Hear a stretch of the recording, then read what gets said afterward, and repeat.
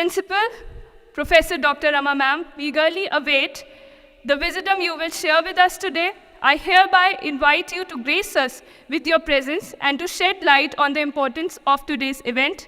Your blessings would embrace this event with positivity and goodness. आप सभी को नमस्ते। आप लोग सचमुच आज बहुत सौभाग्यशाली हैं कि डॉक्टर विकास दिव्य कीर्ति ने इतने बिजी शेड्यूल में से अपना टाइम निकाला। डॉक्टर विकास हंसराज कॉलेज में हम हमेशा आपका वेलकम करते हैं, हार्दिक अभिनंदन करते हैं, क्योंकि आप हमें इस परिवार के सदस्य लगते हैं। आप विकास जी को सुनते हैं और इनके मोटिवेशनल लेक्चर्स की आप वीडियो भी सुनते होंगे, लेकिन आप में से कितने बच्चों ने 12th फेल मूवी देखी है? कितने बच्चों ने देखी है? देखिए, आपकी भूमिका देखकर और फिर मैंने डॉक्टर विकास से कहा, बल्कि आज आप सारे स्टूडेंट से कह रहे हैं, उसमें हमने इनकी भूमिका देखी। अब हम उस दिन का इंतजार कर रहे हैं जब आप में से कोई विद्यार्थी आगे आए और डॉक्टर विकास दिव्य कीर्ति पर एक मूवी बनाए। वो बहुत जल्दी बनेगी। तो इसी आशा और विश्वास के साथ डॉक्टर विकास, आपका हंसराज कॉलेज में बहुत बहुत अभिनंदन। ईश्वर आपको इसी तरह से हमेशा उत्साह दे, आपको ऊर्जा दे और आप हंसराज कॉलेज में इसी तरह से आते रहें। बहुत बहुत धन्यवाद। नमस्ते। आपने विकास सर को कई बार यूपीएससी पे चर्चा करते देखा होगा, सुना होगा, किंतु आज का विषय थोड़ा अलग है। हमें अपने पिछले कल को भूलकर एक बेहतर भविष्य की ओर आगे बढ़ना चाहिए। मैं विकास सर को इस मंच पर आमंत्रित करना चाहूँगी कि वो इस कथित विषय पर अपने विचार प्रदर्शित करें और हमारा मार्गदर्शन करें।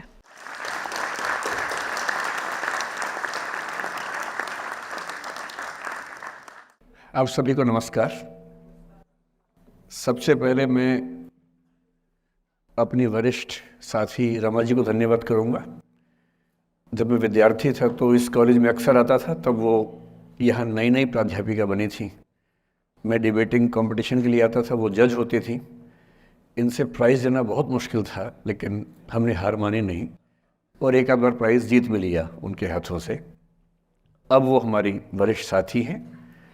करीब 30 साल से हम लोग परिचित हैं। मतलब मैं तो परिचित हूँ, वो तो ध्यान नहीं रखती होंगी, लेकिन मैं तो शुरू से ही ध्यान रखता हूँ। दूसरा शुक्रिया इस उड़ान सोसाइटी का। मैं जब पिछली बार आया था, समय की थोड़ी सी कमी रहती है, तो जब मुझे पता लगा कि हंसराज कॉलेज से 2 सोसाइटीज़ एक साथ अप्रोच कर रही है, तो मैंने दोनों बच्चों को एक साथ बुलाया एक बार अपने पास। पलक भी थी उसमें, और मैंने दोनों से निवेदन किया कि भाई एक ही बार कर लो, एक ही प्रोग्राम के पीछे दोनों बैनर लगा देना, मैं एक बार आके दोनों काम कर लूँगा। पर इन दोनों में वहाँ पर ठीक ठाक जोर आजमाइश हुई और अंत में तय हुआ कि 2 ही बार आना होगा। तो पिछली बार तो मैं करीब 6 महीने पहले आया था। निष्ठा सोसाइटी का गवर्नेंस पे एक सेमिनार था शायद। इनको हम सोच रहे थे कि टाल मटोल करके मैनेज कर लेंगे। हमने काफ़ी कोशिश की, हमारी टीम ने काफ़ी बहाने लगाए कि सर बिज़ी हैं, भारत के बाहर हैं, दुनिया के बाहर है। खूब हमने कहा। हमें लगा कि अंत में हार के गिव अप कर देंगी या लेट गो कर देंगी, कुछ तो करेंगी। पर ये नहीं मानी। इन्होंने मुझे मैसेज किए, कभी कभी लगभग हार्श होती हुई लैंग्वेज में मैसेज किया कि सर आपने वायदा किया था, कैसे पीछे हट सकते हैं। तो फिर ये हुआ कि ठीक है, आना तो है ही। अंततः आज का दिन तय हुआ। फिर टॉपिक्स की बात हुई तो इनका निवेदन था कि बस मोटिवेशन पे कुछ भी बोल दीजिए आप। तो मैंने कहा भाई मैं मोटिवेशनल स्पीकर नहीं हूँ, मुझे वो सब नहीं आता है, आप मुझे वो टॉपिक देंगे तो शायद मैं बात कर पाऊँगा। तो फिर इन्होंने कुछ टॉपिक्स भेजे 4-5 कि आप इनमें से कोई भी एक चुन लीजिए। मुझे उनमें से जो सबसे ठीक लगा आप लोगों की उम्र को देखते हुए, वो था the art of letting go. Right, the art of letting go. Letting go आपकी पीढ़ी का बड़ा प्रसिद्ध शब्द है। हमारी पीढ़ी में तो वो नहीं होता था। हम तो उस पीढ़ी के, उस क्षेत्र के लोग हैं। मैं हरियाणा से हूँ। पंजाब का असर हम पे रहा है ठीक ठाक। हिंदी भाषी हम लोग रहे हैं। अंग्रेज़ी हालांकि मैं बोल लेता हूँ, कोई चिंता की बात नहीं, लेकिन हिंदी ही मेरी आत्मा की भाषा है। तो जब मैंने सोचा कि लेटिंग गो, मैंने अपनी टीम से पूछा क्या होता है लेटिंग गो। तो हमारी टीम में कुछ यंग लोग हैं, उन्होंने बताया कि सर ये बहुत महत्वपूर्ण चीज़ है, आप लोग नहीं समझेंगे, हमारी पीढ़ी के लोग समझते हैं इस चीज़ को। लेट गो का मतलब होता है कि छोड़ो, जाने दो। तो मैंने कहा अच्छा, ये तो हमारी पीढ़ी में भी होता था, हम इसके लिए शब्द कुछ और बोलते थे, जैसे मैनू की, तैनू की, छड्डो यार, अरे मटिया दो, अरे भाड़ में जाए, अरे देखा जाएगा, अरे देख लांगे। तो हिंदी हो, पंजाबी हो, हरियाणवी हो, बिहार में अरे मटिया दो, तो वहाँ मटिया दो बोल देते हैं। इसलिए अंग्रेजी भाषा में एक मुहावरा आ जाने से ऐसा थोड़ा है कि भारत के लोग उसके बिना काम चला रहे थे, यहाँ भी काम चल ही रहा था लंबे समय से।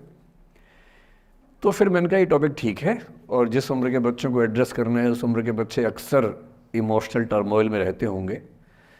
यही उम्र है जब दिल लगता है, टूटता है, और करियर बनेगा नहीं बनेगा, फेलियर्स मिलते हैं।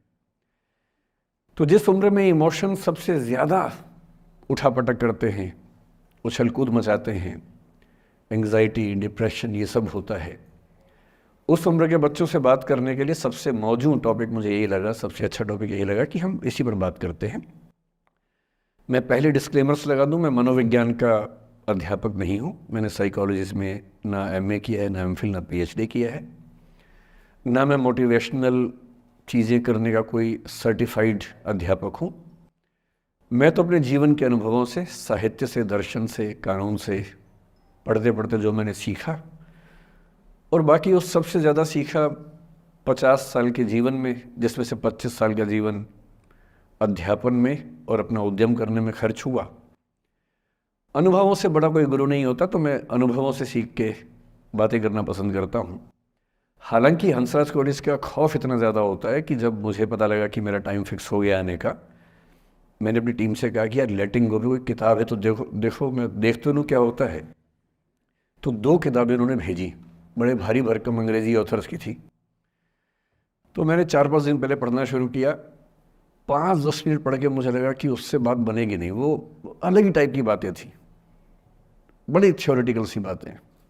तो मैंने कहा क्या थियरी में क्या रखा है, हम बच्चों से बच्चों की ज़ुबान में बात करेंगे, उसका मज़ा ज़्यादा है, क्यों थियरी में जाए। तो मैं जो कुछ भी अगले 1 घंटे में, मतलब 1 घंटा की, आधा घंटा की, 1.5 घंटा, वो मैं आपके चेहरे से अंदाज़ा लगा लूँगा। आप केवल चेहरे पे भाव ऐसे ले आइएगा कितना आप सुनना चाह रहे हैं। मैं तो अभ्यस्त हूँ, मैं 8 घंटे बिना ब्रेक के पढ़ाता हूँ जनरली, तो मैं तो अभ्यस्त हूँ सुबह से रात तक पढ़ाने के लिए। आप अपना देख लीजिए कितना आप सुनने की हालत में है। और ऐसा ना हो कि मैं अपनी स्पीच सुनने के लिए मोटिवेट करूँगा आपको, वो मैं नहीं करूँगा, है ना। उससे अच्छा, उससे बेहतर ये है कि हम बीच में छोड़ देंगे, और मैं आपकी उम्र का भी ध्यान रखूँगा। छोटे छोटे बच्चे हैं, इतना टॉर्चर ठीक नहीं है, तो ध्यान रखेंगे। पर मेरा ख्याल है कि आपको मज़ा आएगा, क्योंकि आपकी उम्र से जुड़ी बातें हैं, आपको अच्छा लगेगा। मैं सबसे पहले 2 शब्दों में अंतर स्पष्ट करना चाहता हूँ। एक शब्द है गिव अप करना, एक है लेट गो करना। कभी कभी लगता है कि दोनों बातें एक जैसी हैं, पर दोनों बातें एक जैसी हैं नहीं। गिव अप करने का मतलब होता है हार मान लेना। मसलन आप कुछ कोशिश कर रहे हैं, जैसे मैं इसी एग्जांपल से बात करता हूँ। पलक ने कोशिश की कि मैं यहाँ पर आ जाऊँ, कोशिश की, और मैं ये नहीं कहना चाह रहा कि मैं बहुत व्यस्त आदमी हूँ, लेकिन हाँ व्यस्तताएं रहती हैं।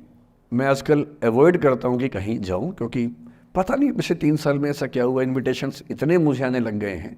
मैं 25 साल से पढ़ा रहा था, कोई पूछता भी नहीं था मुझे। ये कोविड में यूट्यूब में पता नहीं क्या हुआ है, अब पता नहीं कहाँ कहाँ से इन्विटेशन आते हैं। कुछ तो ऐसी जगह से आते हैं जिससे कोई दूर दूर तक मेरा संबंध ही नहीं है। कोई बड़ी कंपनी है, उस कंपनी का इन हाउस प्रोग्राम है, कह रहे हैं वहाँ के मोटिवेट कर। तो मैंने कहा यार मैं कैसे मोटिवेट कर दूँ मैं।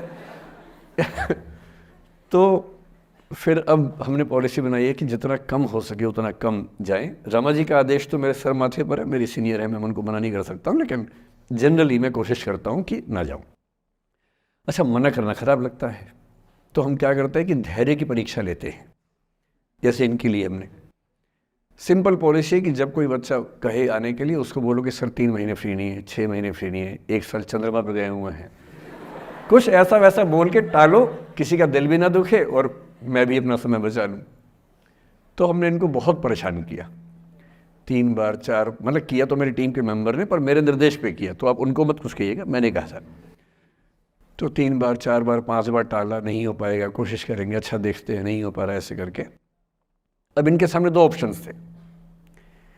एक ऑप्शन ये था कि हार मान लेती और अंत में बोलती कि चलिए कोई बात नहीं, दुख हो रहा है हमें, ये होता है गिव अप करना। एक दूसरा स्टांस भी होता है, दूसरा स्टैंड भी होता है कि कोई चीज़ आप हासिल करना चाह रहे हैं, आपको नहीं मिल रही। मसलन ये मुझे बुलाना चाहिए, मैं नहीं आ रहा, मैं बिना बात के भाव खा रहा हूँ, नहीं आ रहा हूँ। और एक समय के बाद ये इस मूड में आ जाती कि भाड़ में जाओ,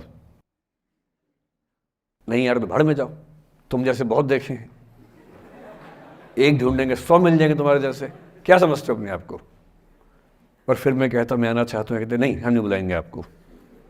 ये होता है लेट गो करना। क्यों किसी को इतना भाव देना है भाई? अगर कोई चीज़ नहीं हासिल हो रही तो भाड़ में जाए, क्यों किसी के लिए फ्रस्ट्रेशन झेलनी है, क्यों परेशान होना है? गिव अप करने में और लेट गो करने में इतना ही अंतर है कि आपने हार मान ली या आपने जेहन से निकाल दिया, दिमाग से ही निकाल दिया। किसी चीज़ को दिमाग से निकाल देना लेट गो करना है, किसी चीज़ के लिए कोशिश करते करते हार मान लेना और उस हार की फ्रस्ट्रेशन के साथ जीना गिव अप करना है। मुझे खुशी है कि आपकी मोटिवेशनल सोसाइटी के मेंबर्स कम से कम गिव अप नहीं करते। अच्छा वो लेट गो भी नहीं किया मुझे, वरना मेरा सम्मान बच गया। और ये अच्छा है कि इसी विषय पर हम बात करना चाह रहे हैं। मैंने इस बीच में ये भी सीखा कि आपकी उम्र के बच्चों को कुछ भी बताने का सबसे अच्छा तरीका है कहानियाँ सुनाना। और आपकी उम्र की बात नहीं है, लिंक्डइन पर आप भी शायद होंगे, मैं भी वहाँ पर हूँ, जो प्रोफेशनल्स का प्लेटफॉर्म सबसे अच्छा माना जाता है। मैंने देखा कि आजकल जो बड़ी बड़ी कंपनियों के CEO हैं या CXOs कहते हैं, CFO है, CTO है या CHRO है, जो चीफ ऑफिसर्स होते हैं किसी कंपनी के, उनके लिए स्पेशल कोर्सेज चलते हैं स्टोरी टेलिंग के। और उसमें मान लिया गया है कि अगर आप किसी कंपनी के CEO बनना चाहते हैं तो बेसिकली जो स्किल आपको आनी चाहिए वो स्टोरी टेलिंग की आनी चाहिए, आप कहानी सुना सकते हो। मैं सच्ची कहानियाँ सुनाना पसंद करता हूँ, झूठ बोलने से बचता हूँ। मैं आपको 3-4 छोटी छोटी कहानियाँ सुना रहा हूँ।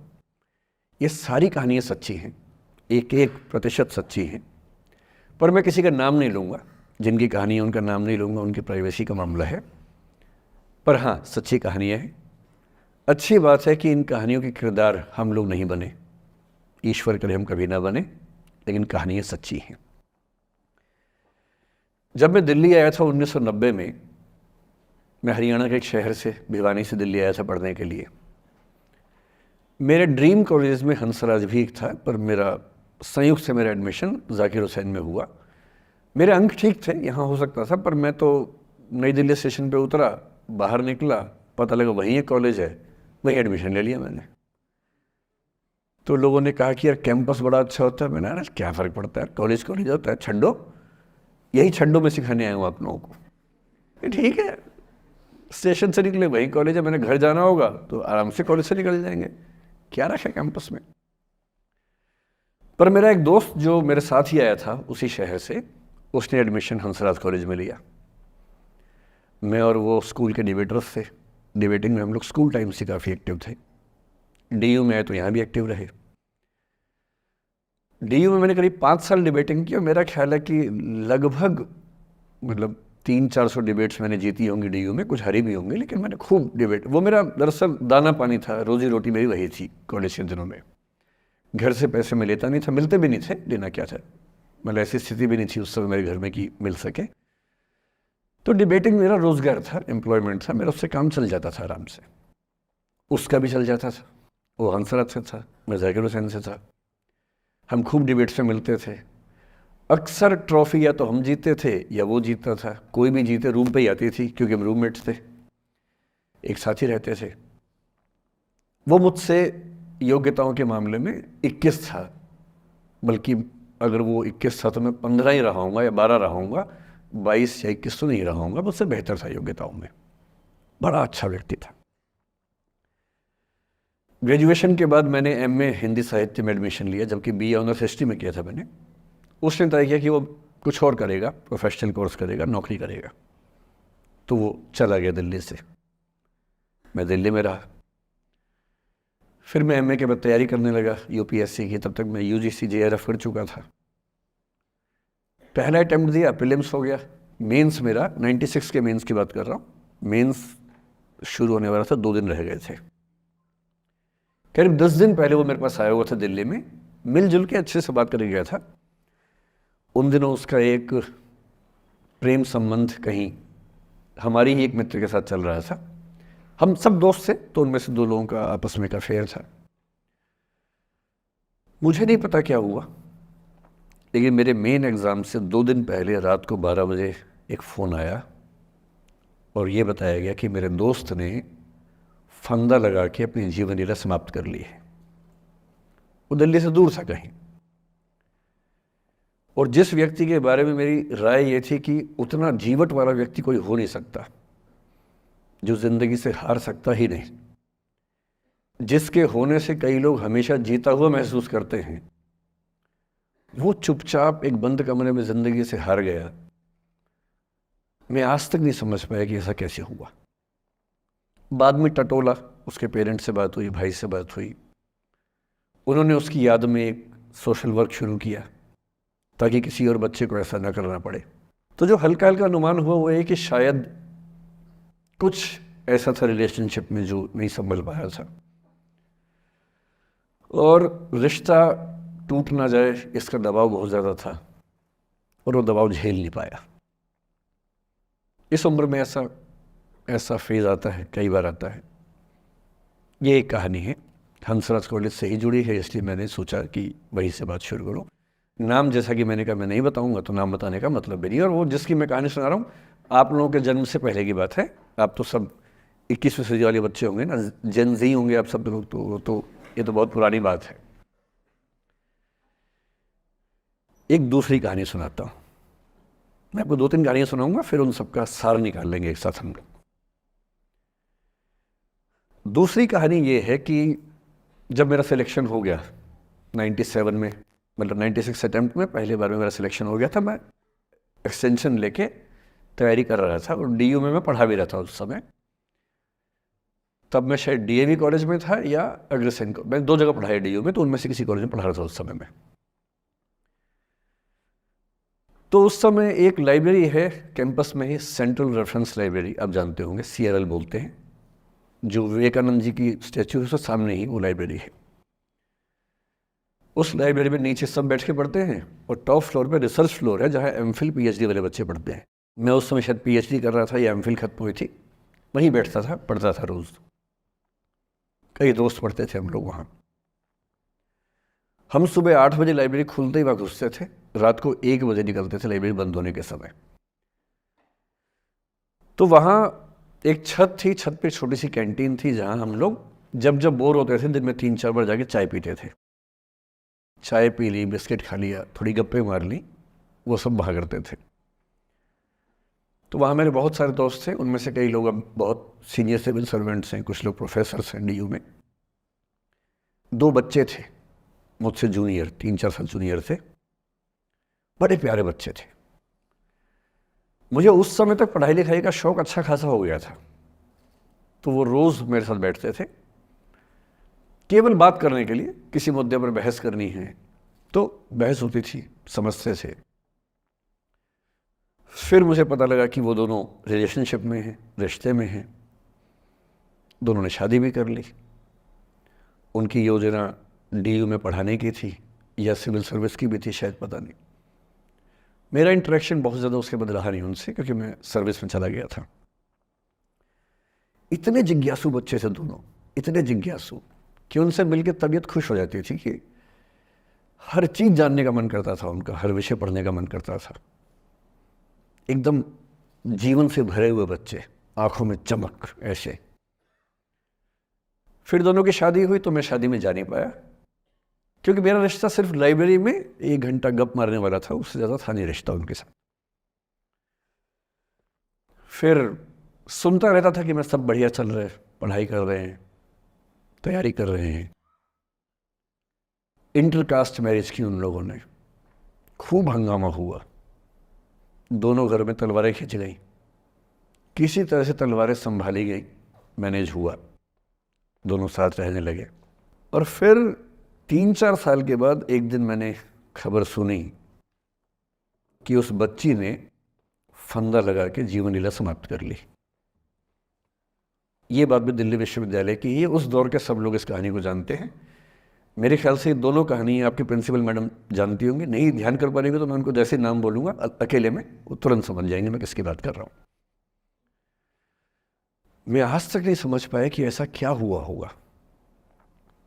तो बाद में अनुमान जो हुआ वो ये, इंटरकास्ट मैरिज, परिवार का दबाव, समाज का दबाव, आपस के दबाव, टॉक्सिक रिलेशनशिप, अंत में उस दबाव को न झेल पाना और जीवन समाप्त कर देना, ये हुआ। ये 2 घटनाएं हैं। एक तीसरी घटना ये है कि दिल्ली में आज से 25 साल पहले घटना घटी। आप लोग तब बस पैदा हुए होंगे, घुटनों में चल रहे होंगे, या उससे 5-7 साल पहले की बात रही होगी। ये घटना दिल्ली के सब सीनियर लोग जानते हैं, जिनकी उम्र 35-40 साल है वो सब जानते हैं इस घटना को। मोबाइल फ़ोन में वीडियो नया नया आया था उस समय। अब तो आपके हर फ़ोन में वीडियो है, अब तो सामने भी है, ताकि आप वैसा वाला मुंह बना के सेल्फी खिंचवा सके। पाउट बोलते हैं ना, मैं उसको देसी भाषा में सूअर जैसा मुंह बोलता हूँ, और वैसा ही बनता भी है, क्यूट क्यूट सा सूअर जैसा मुंह बना के लोग सेल्फी खिंचवाते हैं, उसको बोलते हैं पाउट। तब तो कैमरा फ़ोन में पहली बार आया था, तब लोग अभ्यस्त नहीं थे। अब जैसे आप लोग कितने अभ्यस्त होंगे, हम भी होने लग गए अब हम किसी से बात करते हैं तो हम ये एज्यूम करके चलते हैं कि उसने फ़ोन में कुछ ना कुछ ऑन कर रखा होगा, या तो आवाज़ रिकॉर्ड करेगा या वीडियो बनाएगा। तुम कितने केयरफुल होकर बोलते हैं, कितने कॉन्शियस रहते हैं। और सर्विलांस सोसाइटी की सबसे बुरी बात यह है कि हम हमेशा चौकन्ने रहते हैं, हम सहज हो ही नहीं पाते। सहज रूप से 2 लोग बात कर लें, हो ही नहीं पाता। तो मैं तो अपने ऑफिस में कई बार ऐसा करता हूँ, जब हम 3-4 लोग बैठते हैं इनफॉर्मल बातचीत के लिए, हम सब अपना अपना फ़ोन कमरे के बाहर छोड़ के आ जाते हैं, फिर 2 घंटे बात करते हैं, इस भय से मुक्त होके कि कहीं कोई रिकॉर्ड तो नहीं कर रहा। ये हालत है आज की। उस ज़माने में तो फ़ोन थे। मोबाइल फ़ोन आया था भारत में लगभग 1995 के आसपास पहली बार। बड़ा महंगा था, 16 रुपये प्रति मिनट इनकमिंग, 16 रुपये प्रति मिनट आउटगोइंग, ये रेट से उस समय। और फ़ोन वो थे जिनसे आप कील भी ठोक सकते हैं, वैसे वाले फ़ोन थे, बटन वाले फ़ोन थे। नोकिया एक कंपनी थी, उसके फ़ोन हुआ करते थे। उसके 4-5 साल के बाद क्या हुआ, पहली बार किसी कंपनी ने फ़ोन में कैमरा लगा दिया। ये बात उस समय के लोग नहीं समझते थे। जब भी नई तकनीक आती है उसको समझने में टाइम लगता है। जो पहले समझते हैं फ़ायदा उठा लेते हैं, जो थोड़ा लेट समझते हैं वो उसका नुकसान उठाते हैं। उस समय दिल्ली के एक प्रसिद्ध स्कूल में 11वीं-12वीं क्लास के 2 बच्चों में आपस में कोई रिलेशनशिप रही होगी। वो दोनों किसी ऐसी सिचुएशन में थे जो सिचुएशन बहुत ही प्राइवेट किस्म की थी, बहुत निजी किस्म की थी, जिसको पब्लिक नहीं कर सकते। कुछ फिजिकल रिलेशनशिप जैसा मामला था। उस दुष्ट लड़के ने लड़कों के इतिहास को कलंकित कर, लड़कों का इतिहास वैसे भी कलंकित ज़्यादा है, उसे और कलंकित करते हुए उस पूरे सिचुएशन का वीडियो बना लिया। ऐसे मामलों में दुर्भाग्य है, मैं लड़का हूं इसलिए लड़के पवित्र थोड़ा ना हो जाएंगे। लड़का है, इतिहास कलंकित तो है, उसका वीडियो बना लिया और दुष्टता का चरम स्तर निभाते हुए वो वीडियो अपने एक दोस्त को शेयर कर दिया। ये कहे कि किसी और को दिखाना मत, जैसा कि होता है अफवाहों की दुनिया में। हर अफवाह एक व्यक्ति एक को ही बताता है, ये कह के किसी और को मत बताना, और अगला व्यक्ति भी अगले को यही कह के बोलता है किसी और को मत बताना। और इस तरह से पूरे शहर को खबर होती है और सबको लगता है कि सिर्फ मुझे पता है। वो वीडियो फैल गया। नए नए फ़ोन आए थे, पर वो फ़ोन कम लोगों के पास थे, कैमरे वाले फ़ोन। तो फ़ोन से कितना फैलता, ज़्यादा नहीं फैला। लेकिन उस समय दिल्ली की एक कुख्यात मार्केट हुआ करती थी, पालिका बाज़ार, अभी भी है, पर तब वो कुछ और कामों के लिए कुख्यात हुआ करती थी। अब तो कपड़े मिलते हैं, तब कपड़ों के साथ कई चीज़ें और मिलती थी वहाँ। जैसे गंदी फिल्मों की सीडी चाहिए हो तो वहाँ मिलती थी, ग्रे मार्केट में चोरी छिपे। इस वीडियो को सीडी में कन्वर्ट करके लोगों ने वहां से खरीदा, लाखों करोड़ों की संख्या में। नए नए टेलीविज़न चैनल प्राइवेट आए थे, और प्राइवेट टीवी चैनल को खबरों की भूख इतनी होती है कि वो खबर के लिए जान दे सकता है और जान ले भी सकता है किसी की। 24 घंटे इस खबर पे, इस चीज़ पर खबरें चल रही थी सारे चैनल्स में कि ये वो लड़का है जिसने ऐसा किया, ये वो लड़की है, ये वो स्कूल है, इस स्कूल की प्रिंसिपल से बात करेंगे, इससे बात करेंगे। वो जो बच्ची थी जिसकी इसमें कोई गलती नहीं थी सिवाय इसके कि वो किसी एक लड़के से प्रेम करती थी, जो कि उस उम्र में बच्चे कर बैठते हैं। इसके लिए बहुत चिल्लपौनी मचानी चाहिए। अब बच्चों को आप हर बात पे अपराधी नहीं मान सकते। उस बच्चे की गलती सिर्फ इतनी थी कि उसने अपने दोस्त पे भरोसा किया जो भरोसे के लायक था नहीं। वो नीच किस्म का व्यक्ति था जिसने उस संबंध की गरिमा को समझा नहीं। उस बच्ची के घर के बाहर 24 घंटे न्यूज़ चैनल से कैमरे खड़े रहे। घर से कोई भी निकले 50 कैमरे पीछे, आप बताइए आपकी बेटी कैसी है, आप बताइए आपकी बहन कैसी है। अंत में उस पिता ने अपनी बच्ची को इस देश से बाहर भेज दिया। उसके कुछ दिन बाद की जो खबर टीवी चैनल से नहीं दिखाई, उसके पिता ने आत्महत्या कर ली। ये तीसरा इंसिडेंस है। ये सारी खबरें सच्ची बता रहा हूं मैं, इनमें से एक भी झूठ नहीं है। झूठी कहानियों से मोटिवेशन दिया जा सकता है, मैं जानता हूं, पर जब सच्ची कहानियां हैं तो मैं झूठ क्यों बोलूं?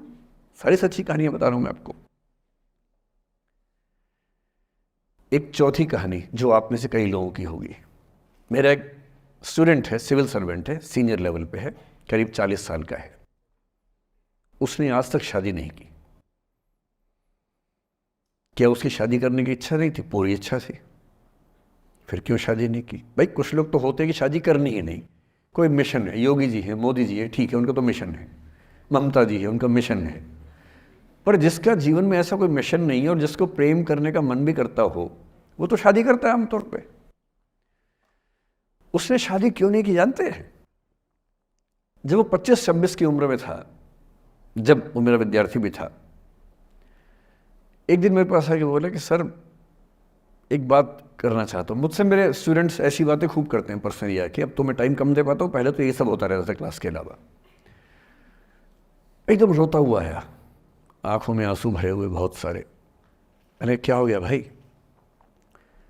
तो फिर उसने किसी का नाम बताया कि सर वो ही मेरी स्टूडेंट थी, कि सर उसके साथ रिलेशनशिप थी, उसने धोखा दिया है मुझे। अच्छा, धोखा देने वाली कहानियाँ मुझे बहुत अपील नहीं करती। मेरा मानना है कि दोनों पक्षों की गलतियाँ होती हैं। आप केवल अपने पर्सपेक्टिव से सोच के धोखा करते रहते हैं, ऐसा थोड़ा ना होता है भाई। कुछ तो मजबूरियाँ रही होंगी, कोई यूं ही बेवफा नहीं होता, कुछ तो वजह होगी ना। आप थोड़ा उसकी वजह, उसका भी तो, उसकी कहानी भी तो सुनिए। और मैं जब दोनों कहानियाँ सुनता हूँ मुझे लगता है कि मामला ग्रे है। आप किसी एक पे उंगली उठा ही नहीं सकते कि इसने ऐसा किया। दोनों की गलतियाँ होती हैं, ऐसा थोड़ा कि एक की होती है। बहरहाल इन भाई साहब को ऐसा लगा कि धोखा हो गया उनके साथ। तो मैंने कहा चलो कोई बात नहीं यार, हो गया तो हो गया, तू नहीं कोई और सही, ऐसा क्या है। इतनी बड़ी दुनिया है, 8 अरब की आबादी अब है, उस समय भी 6-7 अरब तो थी। मैंने कहा 3.5 अरब 350 करोड़ में कोई तो होगी तुम्हारे लिए, ऐसा क्या है, कोई और देखेंगे। पर वो थोड़ा ज़्यादा सेंटिमेंटल था उस समय। धीरे धीरे पता नहीं उसके मन में क्या बैठ गया, उसके मन में ये बैठा कि दुनिया की सारी लड़कियां धोखेबाज होती हैं। ऐसे मूर्खों की कमी नहीं है दुनिया में, ऐसे बहुत मूर्ख हैं। दर्शन की दुनिया में इसे अवैध सामान्यीकरण कहते हैं, इलिसिट जनरलाइजेशन। इसका मतलब बहुत छोटे सैंपल के बेस पे ये समझ लेना कि ये थियरी पूरे ब्रह्मांड पर लागू होती है। एक लड़की ने धोखा दिया, मान लीजिए धोखा दिया, धोखा इसने दिया कि उसने दिया कि किसी ने दिया, जो भी कहानी हो, एक सैंपल से ये मान लेना कि सब ऐसे होते हैं। और उसके बाद से उसने कम से कम 10 बार कोशिश की, 10 लोगों से मिला, बातचीत की शादी के लिए। डेटिंग तो क्या करेगा 40 की उम्र में, लेकिन हाँ बातचीत करके देखा कि शायद रुचियाँ मिल जाएं, स्वभाव मिल जाए तो शादी के बारे में सोचें। हर बार 3-4-5 मीटिंग के बाद वापस हट जाता है। अब तो मैंने पूछना बंद कर दिया है।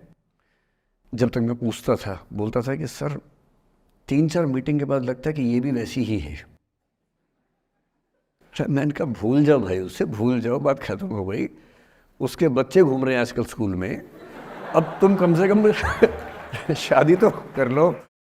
वो भाई साहब आज तक अकेले हैं और अब तो बाज़ार में मूल्य भी कम हो गया उनका, अब विकल्प भी ज़्यादा नहीं मिलते हैं। अब जो विकल्प मिल रहे हैं वहाँ उसकी रुचि और कम हो गई है, तो पूरी संभावना है कि वो जीवन अकेले ही गुजरेगा अब उसका। एक अंतिम एग्जाम्पल देके फिर मैं निष्कर्ष की तरफ बढ़ूँगा। मैं एक आईएएस ऑफिसर को जानता हूँ, 2 आईपीएस को जानता हूँ, बहुत योग्य लोग, देश के सबसे अच्छे संस्थाओं से पढ़े हुए लोग, प्रॉपर आईएएस प्रॉपर आईपीएस में नौकरी करने वाले लोग, और इन तीनों ने अपना जीवन समाप्त कर लिया नौकरी में रहते हुए। क्यों? क्योंकि नौकरी और घरेलू जो दुविधाएं थी उनको झेल नहीं पा रहे थे, ना झेल पा रहे थे ना भूल पा रहे थे, लेट गो नहीं कर पाए तो गिव अप कर दिया। और इसलिए मुझे अक्सर लगता है कि जितनी चीज़ें हम सिखाते हैं बच्चों को, हिस्ट्री, इकोनॉमिक्स, लिटरेचर, वो सब ठीक है, उनका भी महत्व है। शायद उससे ज़्यादा महत्व इस चीज़ का है कि ये समझें कि अपने इमोशंस को कैसे मैनेज करना है।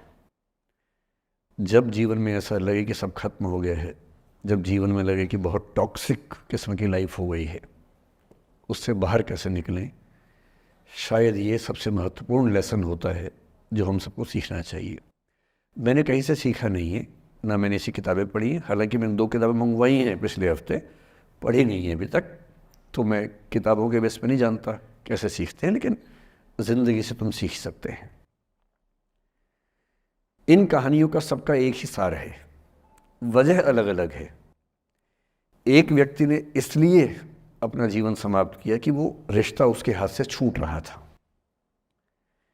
एक ने इसलिए जीवन समाप्त किया कि रिश्ता बन गया था पर समाज के दबाव, घर के दबाव मैनेज नहीं कर पाए।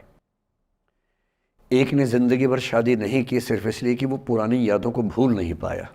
अरे एक बार गलती हो गई तो हो गई, आगे तो संभावना जीवन में है भाई, क्यों इतना हावी रखना उस चीज़ को दिमाग के ऊपर। कुछ लोग देश की सबसे अच्छी नौकरी में होकर हर पैमाने पर सफलता की हर कसौटी पर खरा उतरने के बाद जीवन नहीं बचा पाए, क्योंकि दूसरों की नज़र में आप बहुत सफल हो जाए, अपनी नज़र में शून्य हो, तो फिर जीवन कैसे बने, जीवन कैसे बचे। इन सारी कहानियों का मूल भाव एक ही है, अगर आप खुद को हैंडल नहीं कर सकते तो दुनिया को क्या हैंडल करेंगे। दुनिया को हैंडल करने से पहले खुद को हैंडल करना सीखना पड़ता है, और उसका सबसे आसान जो रामबाण उपाय है उसको बोलते हैं द आर्ट ऑफ लेटिंग गो, जाने दो। वो अफसाना जिसे अंजाम तक लाना न हो मुमकिन, उसे एक खूबसूरत मोड़ देकर छोड़ना अच्छा। साहिर ने लिखा, प्रेम की दुनिया के बारे में साहिर से अच्छा कौन लिखेगा। तारुफ समझते, तारुफ ना परिचय, इंट्रोडक्शन। कहते तारुफ रोग बन जाए तो उसको भूलना बेहतर। अरे परिचय हुआ किसी से, आपकी भाषा में इंट्रो हुआ, यही बोलते हो ना आप लोग, इंट्रो हो गया, इंट्रो हुआ, दोस्ती हुई, बाद में लगा रहे यार ये तो ऊट पटांग आदमी है या ऊट पटांग लड़की है, छोड़ो फिर, ऐसा क्या लोड लेना है। तारुफ रोग बन जाए तो उसको भूलना बेहतर, ताल्लुक बोझ बन जाए तो उसको तोड़ना अच्छा, वो अफसाना जिसे अंजाम तक लाना ना हो मुमकिन, उसे एक खूबसूरत मोड़ देकर छोड़ना अच्छा। बस करना यह है कि खूबसूरत मोड़ देकर छोड़ना है, हाथ में तेजाब की बोतल लेके नहीं। और आज की पीढ़ी का ये समझना बहुत ज़रूरी है कि छोड़ना भी अच्छे तरीके से हो सकता है।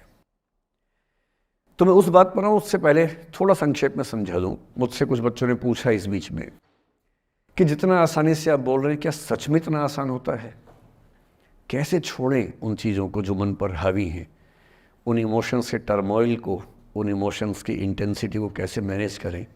क्या सच में इतना आसान होता है? आसान तो नहीं होता है।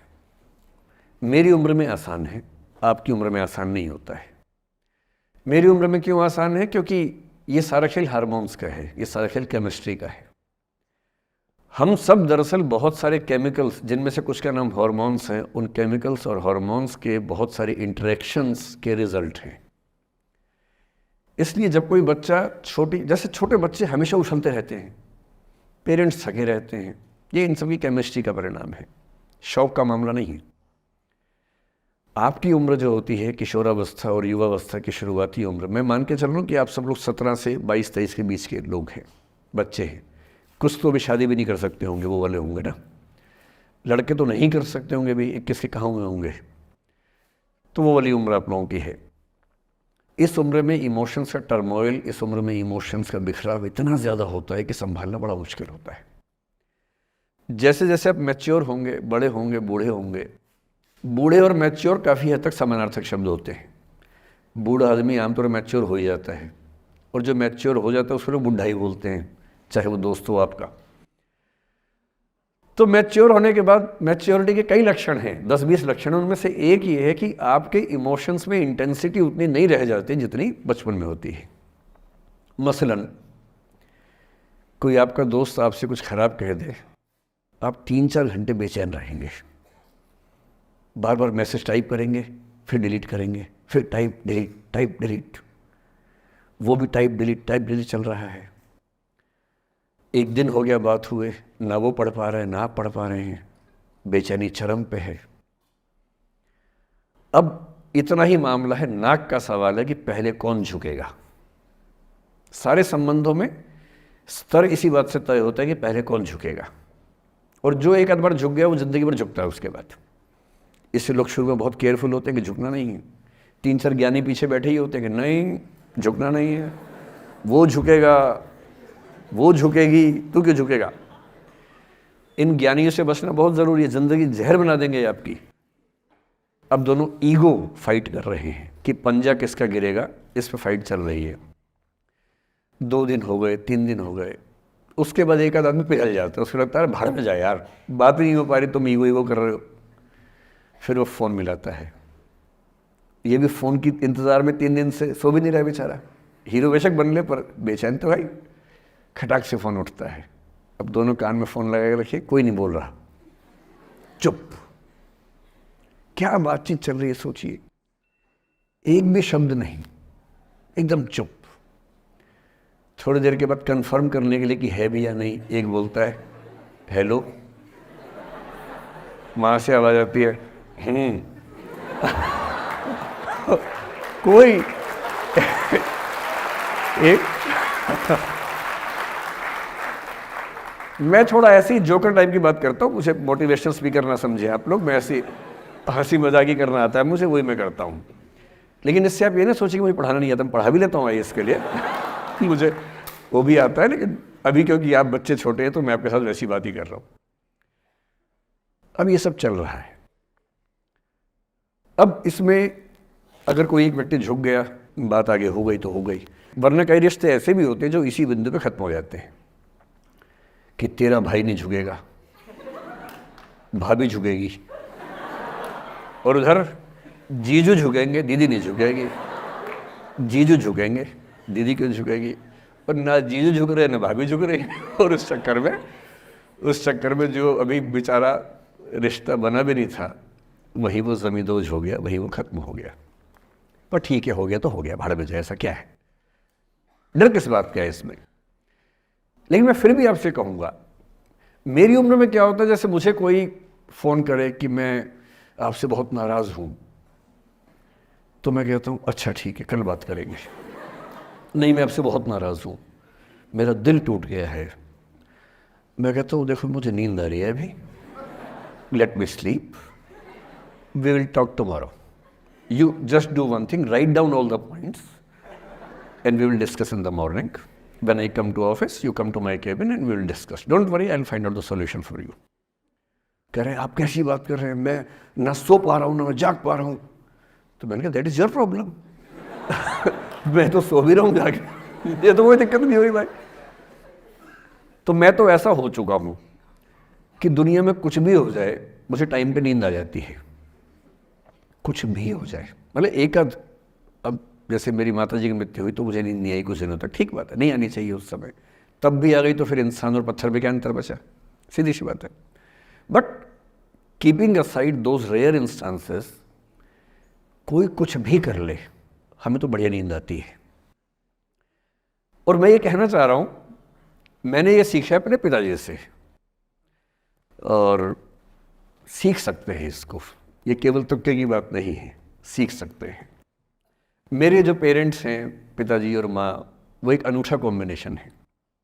अच्छा, किसी शादीशुदा जोड़े से अकेले हम बात करके देखिए, जब वो कंफर्टेबल हो आपके साथ, आप उनको बोलिए कि मुझ में और मेरी पत्नी में या मुझ में और मेरे पति में ज़्यादा चीज़ें मैच नहीं होती हैं. सीरियस होकर बोलना, मजाक के मूड में नहीं, सीरियस मुंह बना के बोलिए, थोड़ा भरोसे में लेके. दुनिया का हर जोड़ा आपसे बोलेगा आप में तो फिर भी कुछ मैच होता है, हम में तो कुछ मैच नहीं होता, एक भी मैच. सारे जोड़े ऐसे ही चल रहे हैं.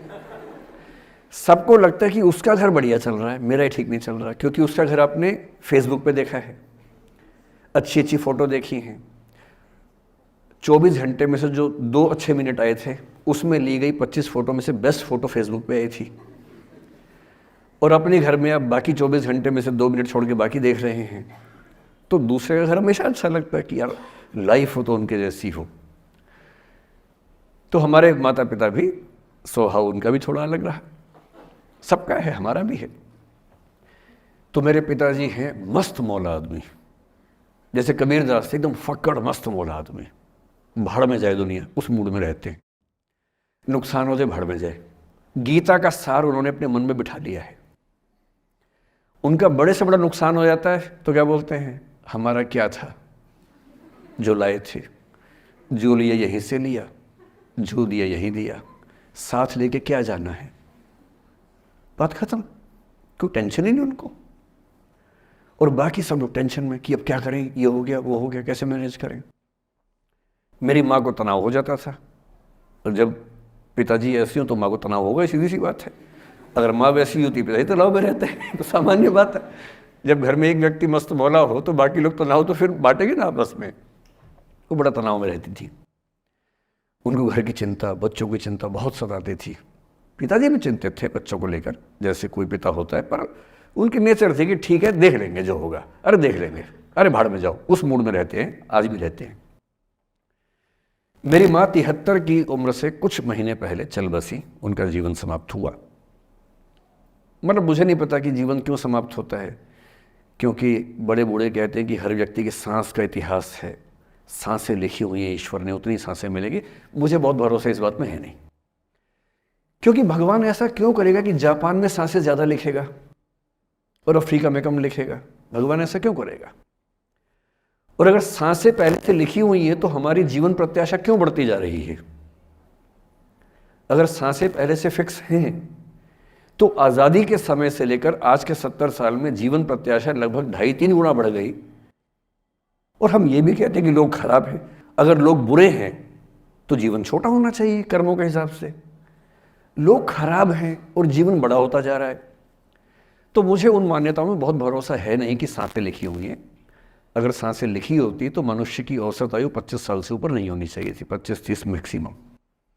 और हम 70-80 साल धूमधाम से जी रहे हैं, जिसका मतलब है कि ये भगवान से ज़्यादा इंसान ने लिखा है, मेडिकल साइंस ने लिखा है, वैज्ञानिकों ने लिखा है. और मैं ऐसा व्यक्ति हूँ, मैं बहुत धार्मिक व्यक्ति हूँ नहीं, और मैं इसको छिपाता भी नहीं हूँ. मैं बहुत छिप छिप के बहुत जी लिया. अब मैंने ठान लिया कि मैं जैसा हूँ वैसा रहूँगा. ना मुझे किसी पार्टी से मतलब है, ना किसी विचारधारा से मतलब है. मैं विचार वाला आदमी हूँ, धारा वाला नहीं हूँ. जिसको धारा में बहना है बहे. हम तो अकेले चलेंगे, विचार के साथ चलेंगे. जो ठीक लगता है वो बोलेंगे और वैसे ही रहेंगे. हाँ, गलत बोलने से बचता हूँ, किसी के बारे में गलत बोलना मुझे अच्छा नहीं लगता है, लेकिन जो सही लगता है वो तो बोलूँगा ना भाई. मेरे पिताजी 81 साल के हैं, अभी 81 साल के हुए कुछ दिन पहले, और एकदम मस्त मौला आदमी है, मुझसे ज़्यादा युवा हैं। मैं 50 साल का बूढ़ा हूँ, वो 81 साल के युवा हैं।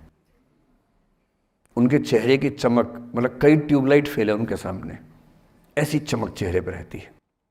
क्यों रहती है? उसकी एक वजह यह है कि वो रोज़ सुबह 2-3 घंटे प्राणायाम, योग, ध्यान, बहुत कुछ करते हैं। उनका भोजन इतना संतुलित है, सप्ताह में कम से कम एक बार, कभी कभी महीने में 4 से ज़्यादा 6-7 बार उपवास करते हैं पूरा। वो सब चीज़ें उनके अभ्यास में हैं जो मेरे अभ्यास में उतनी नहीं है। मैं भी कोशिश करता हूँ पर अभी उतना सफल नहीं हो पा रहा हूँ। पर मेरी राय में उनके इस सुंदर जीवन का सबसे बड़ा राज ये क्षमता है कि वो हर चीज़ को लेट गो कर देते हैं। तनाव उनके पास आता है तो फिसल के निकल जाता साइड से, लेते ही नहीं तनाव किसी बात का। कुछ भी हो जाता है तनाव ही नहीं लेते। और मुझे लगता है कि काश ये चीज़ मेरी माँ के स्वभाव में होती, कम से कम 10 साल उनका जीवन और ज़्यादा तो होता। और मैं अपने अनुभव से बता रहा हूँ, बहुत विश्वास से बता रहा हूँ। मैं ना सोने जागने में नियमित व्यक्ति हूँ, ना मैं बहुत कसरत करता हूँ। ठीक हूँ, मतलब बुरा भी नहीं हूँ, ठीक हूँ। मेरी उम्र के अधिकांश लोग बीपी, शुगर, बहुत बीमारियों से ग्रस्त हैं। मैं फिलहाल नहीं हूँ। क्यों नहीं हूँ? मेरे पास इसका उत्तर एक ही है, मैं लोड लेता नहीं किसी बात का, दबाव लेता नहीं, तनाव लेता नहीं। भाई अच्छा हो रहा है तो भी ठीक है। जब मैं सफल, जैसे मैं 3 साल में पिछले काफ़ी सफल हो गया, जितना मुझे नहीं होना चाहिए था, मैं तो कैसे हो गया हूँ सफल। अगर मैं सफल हो गया तो मैं इस बात का लोड भी नहीं ले रहा कि मैं सफल क्यों हो गया। अरे हो गया तो कैसे हो गया, कई लोग हो जाते हैं, हम भी हो गए, ऐसा क्या है। कल को नहीं रहूंगा, मान लीजिए, ऐसा हो सकता है, कल को फेल हो जाऊं कहीं। फेलियर को पचाना पता नहीं कितना मुश्किल होता होगा लोगों के लिए। मैं अपने बारे में जानता हूं, मुझे मुश्किल नहीं होने वाला, क्योंकि मैंने सफलता का लोड लिया ही नहीं अपने ऊपर। विफलता मुझे क्या प्रभावित करेगी, बहुत फर्क नहीं पड़ता है।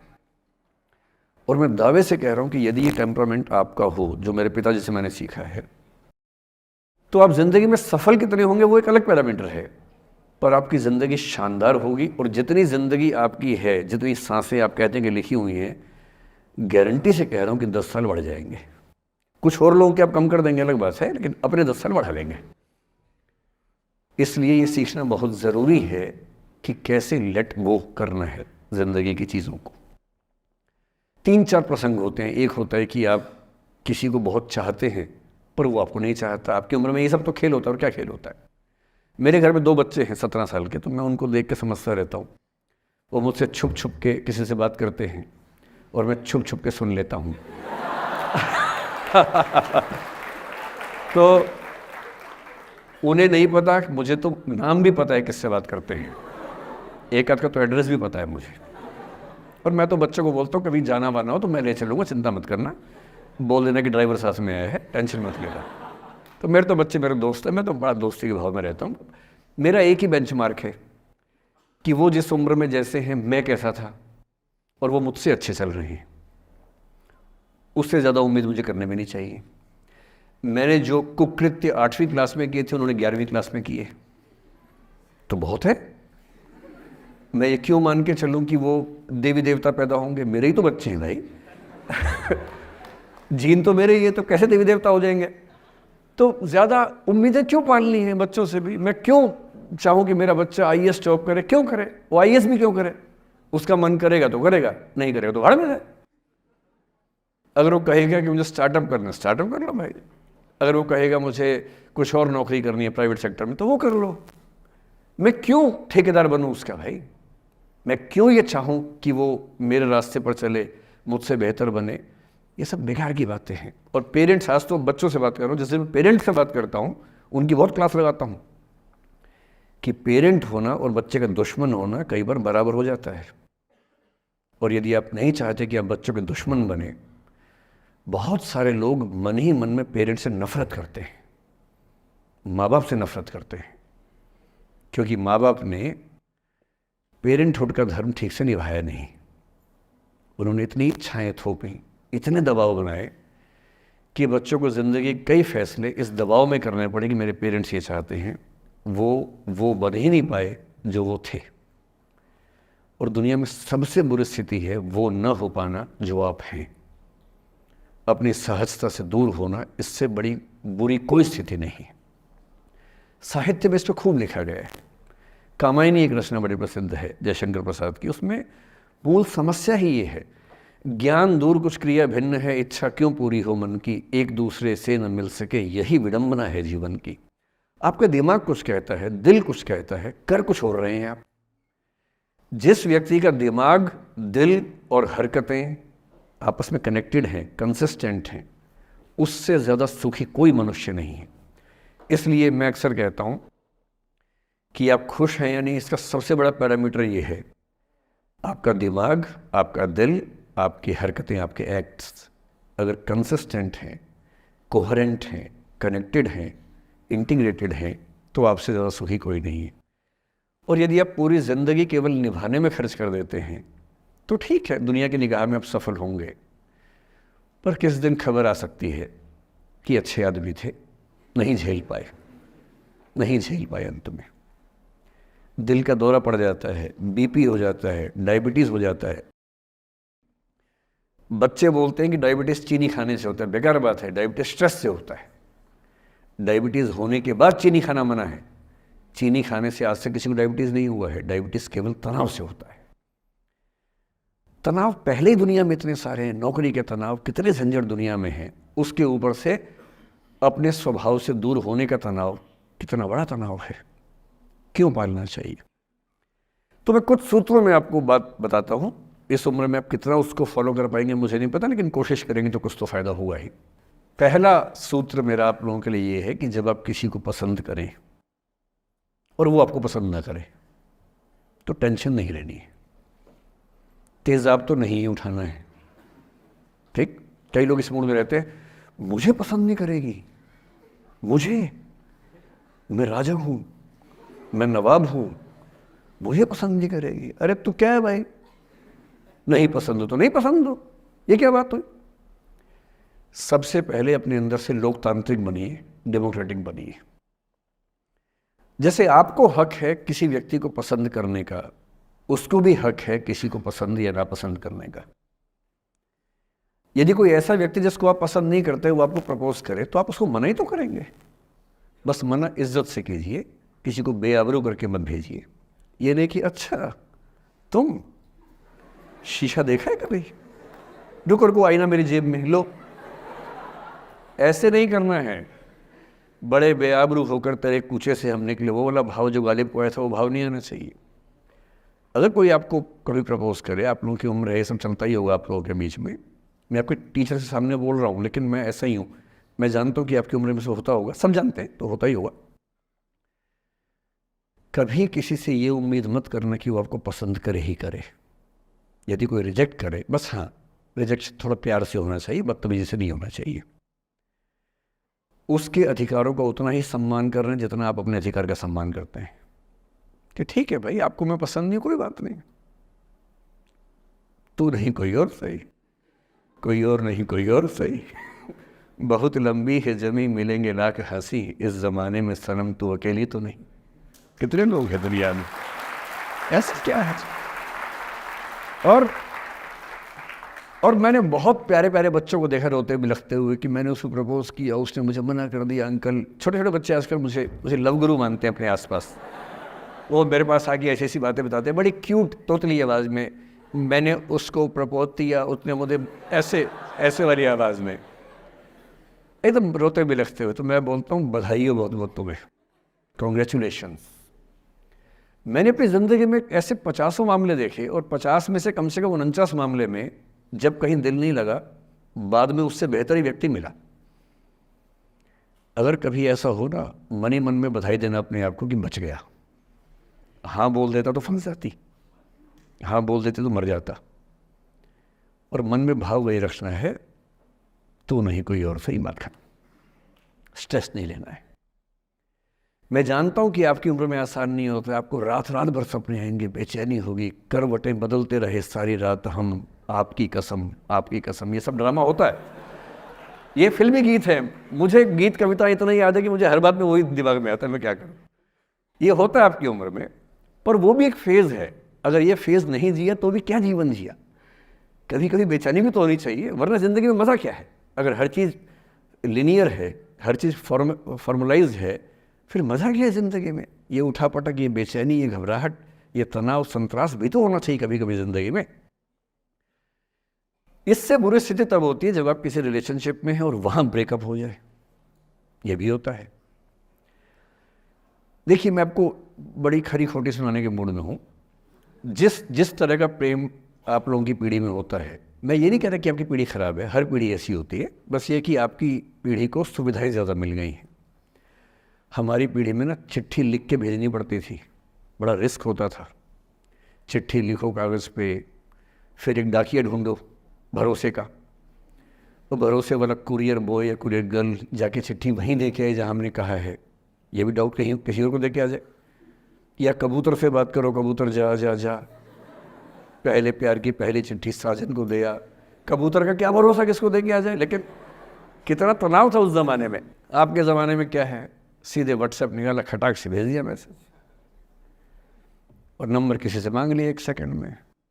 नंबर भी नहीं देना है तो किसी कौन सी ऐप होती है, मैंने सुना कुछ और ऐप्स होती है, मेरे नंबर वाली भी होती है, इंस्टा होता है, एक और भी तो कोई होती है वो जिसमें कार्टून जैसा मुंह बन जाता है, स्नैपचैट। हाँ, स्नैपचैट पे चले गए। मैंने सुना है कि उसमें नंबर भी नहीं देना पड़ता है, ऐसा कुछ चक्कर है। वहाँ ढूंढ लिया। किसी को कुछ कन्वे करना इतना आसान दुनिया में कभी नहीं हुआ था जितना आज आसान है। इन सब के ऊपर टिंडर है, बम्बल है, पता नहीं क्या क्या है, राइट लेफ्ट करते जाना है, उसी में कहानी शुरू। पर ये कहानियाँ जितने हल्के तरीके से शुरू होती हैं, मैं दावे से कह रहा हूँ कि 100 में से 99 अट्रैक्शंस 1 से 2 महीने में ख़त्म हो जाते हैं। क्योंकि आप जिसके प्रति अट्रैक्टेड थे ना, वो तो उसका बाहर का परसोना था। जहाँ परिचय गहरा होता है, असलियत सामने आ जाती है, और जब असलियत सामने आती है झेलना बड़ा मुश्किल होता है। आपके सपने टूट जाते हैं। आप जिस छवि पे दीवाने हुए थे, वो छवि तो सिर्फ छवि थी, वो तो इंसान नहीं था वैसा। 99% केसेस में मेरा ख्याल है कि अट्रैक्शन 1-2 महीने में समाप्त होता है। उसके बाद तो एक बोझ है जो आप ढो रहे हैं। कभी कभी होता है कि दोनों का ख़त्म हुआ तो बात आसान है, कभी कभी किसी एक का ख़त्म होता है, एक का नहीं होता है, वहाँ मामला मुश्किल हो जाता है। तो ऐसा हो सकता है आपके जीवन में कि दूसरा साथी आपका ये कहे कि भैया देखो, मैं तुम्हारे साथ कुछ महीने से हूँ, पर मुझे अब अच्छा नहीं लग रहा, मैं ब्रेकअप करना चाहता हूँ। मैं आपसे ये निवेदन करूँगा कि ये मान के मत चलना कि उसने आपको धोखा दिया है, क्योंकि बच्चे तुरंत उस मुद्रा में आए थे, अच्छा अब मैं कुल्हाड़ी उठा लूँगी, अब मैं तेज़ाब उठा लूँगा, तूने मुझे धोखा दिया है, तूने मुझे चीट किया है, you are a cheat, you are a liar, you are a पता नहीं क्या क्या। पता इंग्लिश में गालियाँ बड़ी सुंदर देते हैं बच्चे। मैं ये कहना चाह रहा हूँ कि इस बात की संभावना मान के चलिए कि हो सकता है कि आपके साथ 2 महीने रहने के बाद सच में उसको ये लग जाए कि आपके साथ ट्यूनिंग ठीक नहीं है, या आपको लग जाए कि आपकी ट्यूनिंग उस व्यक्ति के साथ ठीक नहीं है। और किसी मुर्दा को अपने पास पकड़ के रखना उसका मज़ा नहीं है। आप किसी को बांध तो लेंगे, पर जब उसका दिल आपके पास है ही नहीं, दिल विहीन लाश अपने पास टिका के रखना, एक मुर्दे को बांध के रखना, इससे बेहतर है जाने दो। बांधना नहीं, बांधते वो हैं जिनमें असुरक्षा बहुत ज़्यादा होती है। उस असुरक्षा से बचने का उपाय खुद को बेहतर बनाना है। आप इतने बेहतर हों कि आपको चाहने के लिए हज़ारों लोग हों। क्यों आप इतना डिपेंडेंट होते हैं कि इस एक व्यक्ति के अलावा मेरा कोई है ही नहीं दुनिया में, ऐसा क्यों सोचना है। और ऐसे ही मामले में ये करना है वो अफसाना जिसे अंजाम तक लाना ना हो मुमकिन, उसे एक खूबसूरत मोड़ देकर छोड़ना अच्छा। और ये खूबसूरत मोड़ कैसे होगा? अगर कोई जाना चाह रहा है तो आपके पास 3 ऑप्शंस हैं। एक, ना उसको अच्छे से बात करे, ना ख़राब से बात करे, न्यूट्रल होके जाने दे। एक, उसको धमकी दे, बर्बाद कर दूंगा, छोड़ूंगा नहीं, तो निकल के देख घर से, तेरे एड्रेस पता करवा लूँगा, मेरे साथ 50 दोस्त हैं, मेरे सारे आवारा हैं, सारे बेरोज़गार हैं, सारे कुंठित लोग हैं, सारे गुंडे मवाली हैं, उनका धंधा यही है, तेरे पीछे छोड़ दूंगा सबको। एक ये तरीका है। और तीसरा ये कि ठीक है यार, ऑल द बेस्ट, जा सिमरन जा, जी ले अपनी ज़िंदगी। अरे ठीक है, हो सकता है मैं तुझे ठीक नहीं लगा, कोई बात नहीं, लेकिन किसी से मिलो तो बढ़िया से मिलना, तेरी ज़िंदगी अच्छी हो, मैं भी ढूंढ ही लूँगा किसी न किसी को, थोड़ी हेल्प कर दियो, कहीं इंट्रो करवा दियो मेरी भी, लेकिन ठीक है तू भी जा। ये होता है खूबसूरत मोड़ देकर छोड़ना। अच्छा, चिपकू नहीं बनना है किसी के पीछे, ना बोरा जाना है कि तुम जाओ, मैं तो दीवाना, स्थाई दीवाना हूँ तुम्हारा। कोई जब तुम्हारा हृदय तोड़ दे, तड़पता हुआ जब तुम्हें छोड़ दे, तब तुम मेरे पास आना प्रिय, मेरा दर खुला है, खुला ही रहेगा तुम्हारे लिए। वाह। पहले के ज़माने में बेरोज़गारी का ये लक्षण था। हम जब छोटे थे ये गाने सुनते थे, हम ये सुन के बड़े हुए कि ऐसा ही करना पड़ता है शायद प्रेम में, तो हमारे स्कूल में लोगों ने इसका पैरोडी बनाई। जब कोई तुम्हारा सर फोड़ दे, तड़पता हुआ जब तुम्हें छोड़ दे, तब तुम मेरे पास आना प्रिय, ये क्लिनिक खुला है, खुला ही रहेगा तुम्हारे लिए, तो बस आ जाना। जब कोई तुमको सड़क पे छोड़ दे, गाड़ी अपनी वहाँ से मोड़ ले, तब तुम मेरे पास आना प्रिय, ये ठेला खड़ा है, खड़ा ही रहेगा तुम्हारे लिए। क्यों भाई, क्यों खड़े रहोगे, बेरोजगार हो क्या? अरे ठीक, जा सिमरन जा, जी ले, और मैं भी जा रहा हूँ जीने के लिए। ये दीवाना नहीं बनना है कि तुम मतलब मुझे ना चाहो तो कोई बात नहीं, किसी और को चाहोगी तो मुश्किल होगी। अजीब हाल है यार, तुम ठेकेदार हो कि तेरा ठेका मेरे पास है, नहीं तो किसी के पास नहीं है। अजीब हाल है। अरे ठीक है भाई, उसकी ज़िंदगी है, जीने दो उसको। क्यों किसी की ज़िंदगी में इतना हावी होने का प्रयास करना है? जब आप नहीं चाहते कि आपकी ज़िंदगी में कोई हावी हो, आप क्यों किसी की ज़िंदगी में इतने हावी होंगे? और जब बहुत दर्द हो ना, हमेशा दूसरे के पर्सपेक्टिव से भी सोच के देखिए कि उसको ऐसा क्यों करना पड़ा। क्या पता कोई मजबूरी हो, कभी कभी होती है। मैं बुद्ध की मजबूरी सोच के परेशान होता हूँ कई बार, और फिर मैं सोचता हूँ कि काश यशोधरा जैसा व्यक्तित्व सबका होता। बुद्ध की रियल कहानी क्या है शायद किसी को नहीं पता। मैं जिस कहानी की बात कर रहा हूँ, मैथिली शरण गुप्त नाम के एक बड़े प्रसिद्ध कवि ने यशोधरा नाम की पुस्तक में वो कहानी लिखी है, भूमिका में जिक्र किया। बुद्ध बचपन से ही थोड़े से वैरागी किस्म के व्यक्ति थे। उनकी कुंडली देख के एक ज्योतिषी ने बताया भी था। माता पिता बहुत परेशान थे, शुद्धोदन उनके पिता का नाम था। माता पिता ने बहुत कोशिश की कि इस बच्चे का मन विरक्त न हो। अच्छा महल बनवाया, सारी सुविधाएं दी। जैसे ही बुद्ध थोड़े से किशोरावस्था में आए, उस समय की दुनिया की सबसे खूबसूरत महिला से, लड़की से, यशोधरा से उसकी शादी करवा दी। यशोधरा के पिता ने काफ़ी एग्ज़ाम लिए बुद्ध जी के, वो सारे एग्ज़ाम में पास हुए, तब जाके शादी हुई, ऐसे नहीं हुई। शादी हुई तो बुद्ध भी ठीक था, रमे रहे उस जीवन में। बेटा हुआ उनका राहुल। अब बुद्ध की विरक्ति का भाव बढ़ता जा रहा था। 29 साल की उम्र के आसपास ऐसा हुआ कि उन्होंने एक मृत व्यक्ति को देख लिया, एक बूढ़े को देखा, एक भिखारी को देखा, एक बीमार को देखा। विरक्त हो गए और उनका मन हुआ घर छोड़ दूं, ज्ञान की खोज में चला जाऊं।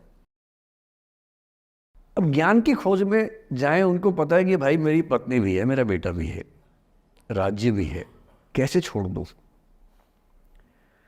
छोड़ना जरूरी है। अंदर की आवाज़ है कि छोड़ो, तुम इस चीज़ के लिए नहीं बने हो, तुम्हारा स्वधर्म कुछ और है। बाहर की जिम्मेदारी है कि छोड़ नहीं सकते। मैं अनुमान करता हूँ कि बुद्ध ने शायद अपने पिताजी से कहा हो कभी कि पिताजी मैं बहुत परेशान हूँ, छोड़ना चाहता हूँ। तो पिता ने समझा बुझा के मना किया होगा कि बेटा शोभा नहीं देता, ऐसा मत करो।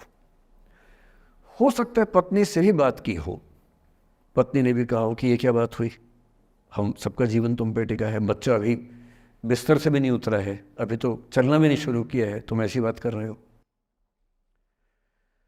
इसका जिक्र नहीं मिलता इतिहास में कि ये बात हुई कि नहीं हुई। और एक दिन बुद्ध ने तय किया और वो आधी रात को पत्नी और बेटे को सोता हुआ छोड़ के चले गए। इसको बौद्ध परंपरा में महाभिनिष्क्रमण कहते हैं। बुद्ध का अपने घर से निकल जाना। अब बुद्ध चले गए, लेकिन मैथिली शरण गुप्त यशोधरा के पर्सपेक्टिव से बुद्ध को देख रहे हैं। यशोधरा बहुत परेशान है, भाई पति चला गया है, बच्चे का पिता चला गया, मजाक थोड़ना है। राजा परेशान है कि उनका उत्तराधिकारी चला गया है।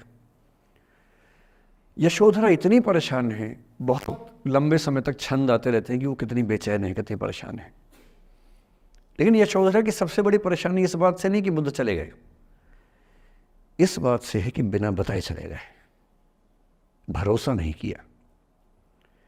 और वो अपनी सहेली से कहती है, सिद्धि हेतु स्वामी गए, यह गौरव की बात। मुझे गर्व है कि मेरा पति इतने महान काम के लिए गया है।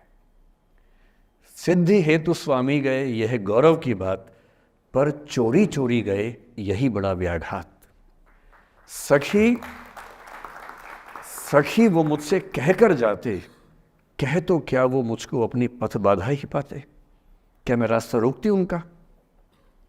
उसके मन में ये मलाल है कि बिना बताए चले गए। वो इस भाव को लेट गो नहीं कर पा रही है, परेशान है। फिर बुद्ध को ज्ञान मिला 6 साल की तपस्या के बाद, बोधगया में बोधि वृक्ष के नीचे ज्ञान मिला। बात फैल गई।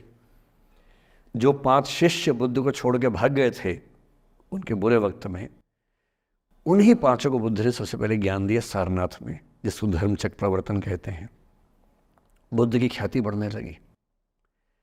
शुद्धोदन ने बुद्ध के पास, अपने बेटे के पास कई लोगों को भेजा ये कहने के लिए कि भाई यहाँ भी तो आओ, हमसे भी तो मिलो।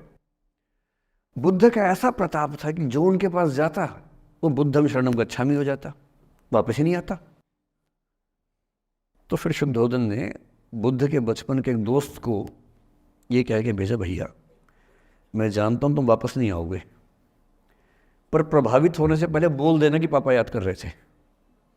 तो वो गया, उससे वायदा निभाया, हो तो गया, बुद्ध के संग में दीक्षित हो गया, पर वायदा निभा दिया। तो बुद्ध ने कहा ज़रूर जाऊंगा, पिताजी की आज्ञा है तो जाऊंगा ही जाऊंगा। बुद्ध पहुंचे अपने कपिल वस्तु, जो अपना इलाका था वहां पहुंचे। पूरे कपिल वस्तु में, नेपाल सिद्धार्थ नगर से नेपाल जाएंगे तो नेपाल बॉर्डर पे ही कपिल वस्तु है। मैं देखने गया था वो जगह जहाँ बुद्ध पैदा हुए थे, बड़ा सुंदर स्थान है, आप भी जाकर देखें कभी। तो बुद्ध पहुंचे रात को, एक धर्मशाला में रुके। अब वहाँ हल्ला मच गया कि राजा का बेटा धर्मशाला में। बुद्ध ने कहा भाई मैं देखो राजा का बेटा बन के नहीं आया हूँ, मैं बुद्ध बन के आया हूँ। सुबह उठ के भिक्षा मांगने लग गए उस इलाके में, अपने ही पिता के राज्य में। पिता ने सिर पीट लिया कि भाई क्या कर रहे हैं। फिर बुद्ध ने सूचना भिजवाई कि मैं बुद्ध हूँ, बेटा हूँ संयोग से, ठीक है मैं आ रहा हूँ मिलने के लिए, पर मैं बुद्ध होके आया हूँ, मेरी चर्या है, नियम है, मैं भिक्षा से ही जीवन जीता हूँ अपना। ठीक है, पिताजी ने कहा चल कोई बात नहीं। फिर बुद्ध गए पिता से मिलने, पिता से मिले, सबसे मिले, भरी सभा में। लेकिन यशोधरा नहीं आई मिलने के लिए, लेट गो नहीं कर पा रहे थे। उसके मन में दर्द था, छुप के क्यों गया, बता के जाता। बुद्ध ने पूछा पिता से कि यशोधरा कहाँ है, तो बोले कि वो कह रही है कि अगर बुद्ध मिलना चाहेंगे तो खुद ही मिलने आएंगे मुझसे, मैं क्यों जाऊंगी भाई, आत्मसम्मान भी तो कोई चीज़ है, मैं क्यों मिलने जाऊंगी। तो बुद्ध मिलने गए। सोचिए कमरे में यशोधरा बैठी है, राहुल साथ में। अब राहुल थोड़ा सा बड़ा हो गया है, 6-7 साल का है। बुद्ध गए हैं। अब आपके मन में आ रहा है कि बुद्ध वहाँ जाके बोलेंगे सॉरी मैंने गलत किया, I hurt you, I really feel sorry. Buddha है वो बुद्ध, वहाँ जाके क्या बोल रहे पता है, भिक्षाम देहि, भिक्षा दो। और यशोधरा कितनी महान महिला रही होगी, उसने अपने बेटे का हाथ बाप के हाथ में दे दिया। लेट गो का इससे महान उदाहरण दुनिया के इतिहास में नहीं है कि चलो आखिर तुमने आके झुक के कुछ मांगा तो सही। उसकी जितनी ईगो थी, अहंकार था, सब विगलित हो गया। और जो औरत परेशान थी कि मुझसे बिना बताया गया, उसने अपने बेटे को दे दिया कि इसको लेके जाओ, क्योंकि मैं जानती हूँ कि तुम महान काम कर रहे हो, और तुम महान काम कर रहे हो तो मैं क्यों बीच में आऊँगी भाई। मेरा पति महान काम कर रहा है तो मुझे खुशी होनी चाहिए, और तुम्हारी उस खुशी में मैं क्यों पीछे हटूँ। बस मुझे भरोसे में लेके जाते तो और खुश होती। ऐसी दूसरी कहानी राधा जी की है। राधा जी आप जानते हैं कृष्ण उनसे बहुत प्रेम करते थे, वो कृष्ण से प्रेम करते थे, उनका विवाह नहीं हो पाया, अलग बात है। लेकिन हमारी परंपरा में प्रेम का जो पराकाष्ठा है ना प्रेम का चरम, वो तो कृष्ण राधा का है। मतलब राधा कृष्ण का प्रेम एक खास किस्म का प्रेम है, जहाँ विवाह के बंधन के न होने पर भी प्रेम का चरम रूप होता है। राम और सीता का प्रेम गार्हस्थ्यिक प्रेम का चरम रूप है कि पति पत्नी का प्रेम कितना शानदार हो सकता है। वो देखना हो तो राम सीता का प्रेम देखिए, विशेष रूप से तुलसीदास जी के यहाँ देखिए। और वैसे जो प्रेम होता है वो देखना हो तो राधा कृष्ण का प्रेम देखिए। पर इंटरेस्टिंग है, ये सारे जो हमारे धर्म के चरित्र हैं ये समय के साथ चेंज होते गए हैं। राम बदले हैं, कृष्ण बदले हैं, राधा बदली हैं, सब बदले हैं।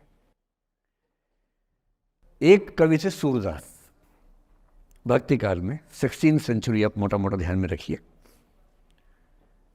कृष्ण को, आपने वो कहानी सुनी होगी, कृष्ण तो अपने घर में थे, कंस को मारने के लिए वो पैदा हुए थे।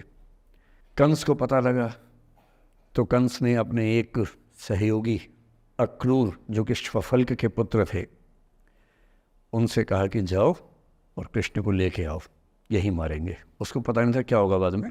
आदमी कॉन्फिडेंस में ऐसी गलतियाँ करता ही है, तो वो सुपर कॉन्फिडेंट था, बुलवाया कृष्ण को। कृष्ण तो इसी काम के लिए आए थे, समझ गए कि बुलावा आ गया है, अब इससे काम निपटाना है, चलते हैं। राधा और गोपियाँ कृष्ण के बिना रह नहीं सकती थी। सुपर इमोशनल विमेन, ऐसा मानते हैं कि वो महिलाएं, राधा तो छोटी थी, बाकी महिलाएं गोपियाँ उनसे काफ़ी बड़ी उम्र की थी, इतनी इमोशनल थी कृष्ण को लेकर कि कृष्ण के बिना वो सोच नहीं सकते थे कैसे रहेंगे। पर वो जिस काम के लिए आए थे धरती पर, वो तो करना ही था।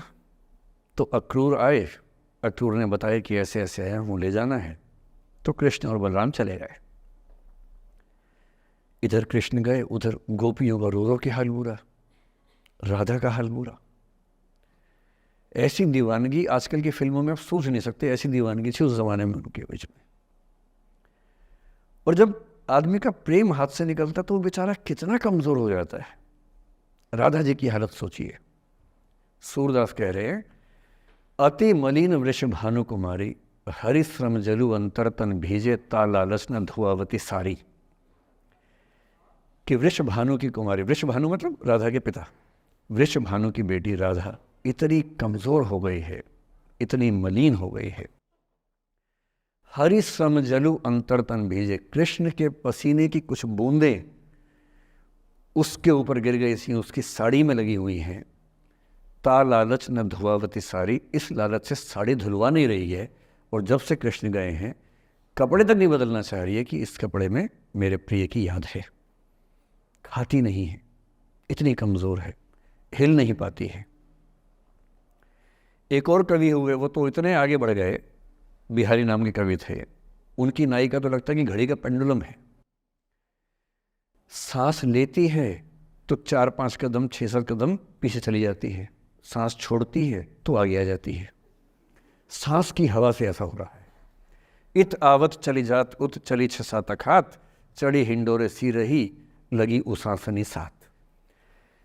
कि इधर आती है उधर जाती है, 6-7 हाथ इधर 6-7 हाथ उधर, सांस लेती है तो यहाँ, छोड़ती है तो वहाँ, जैसे झूला झूल रही हो।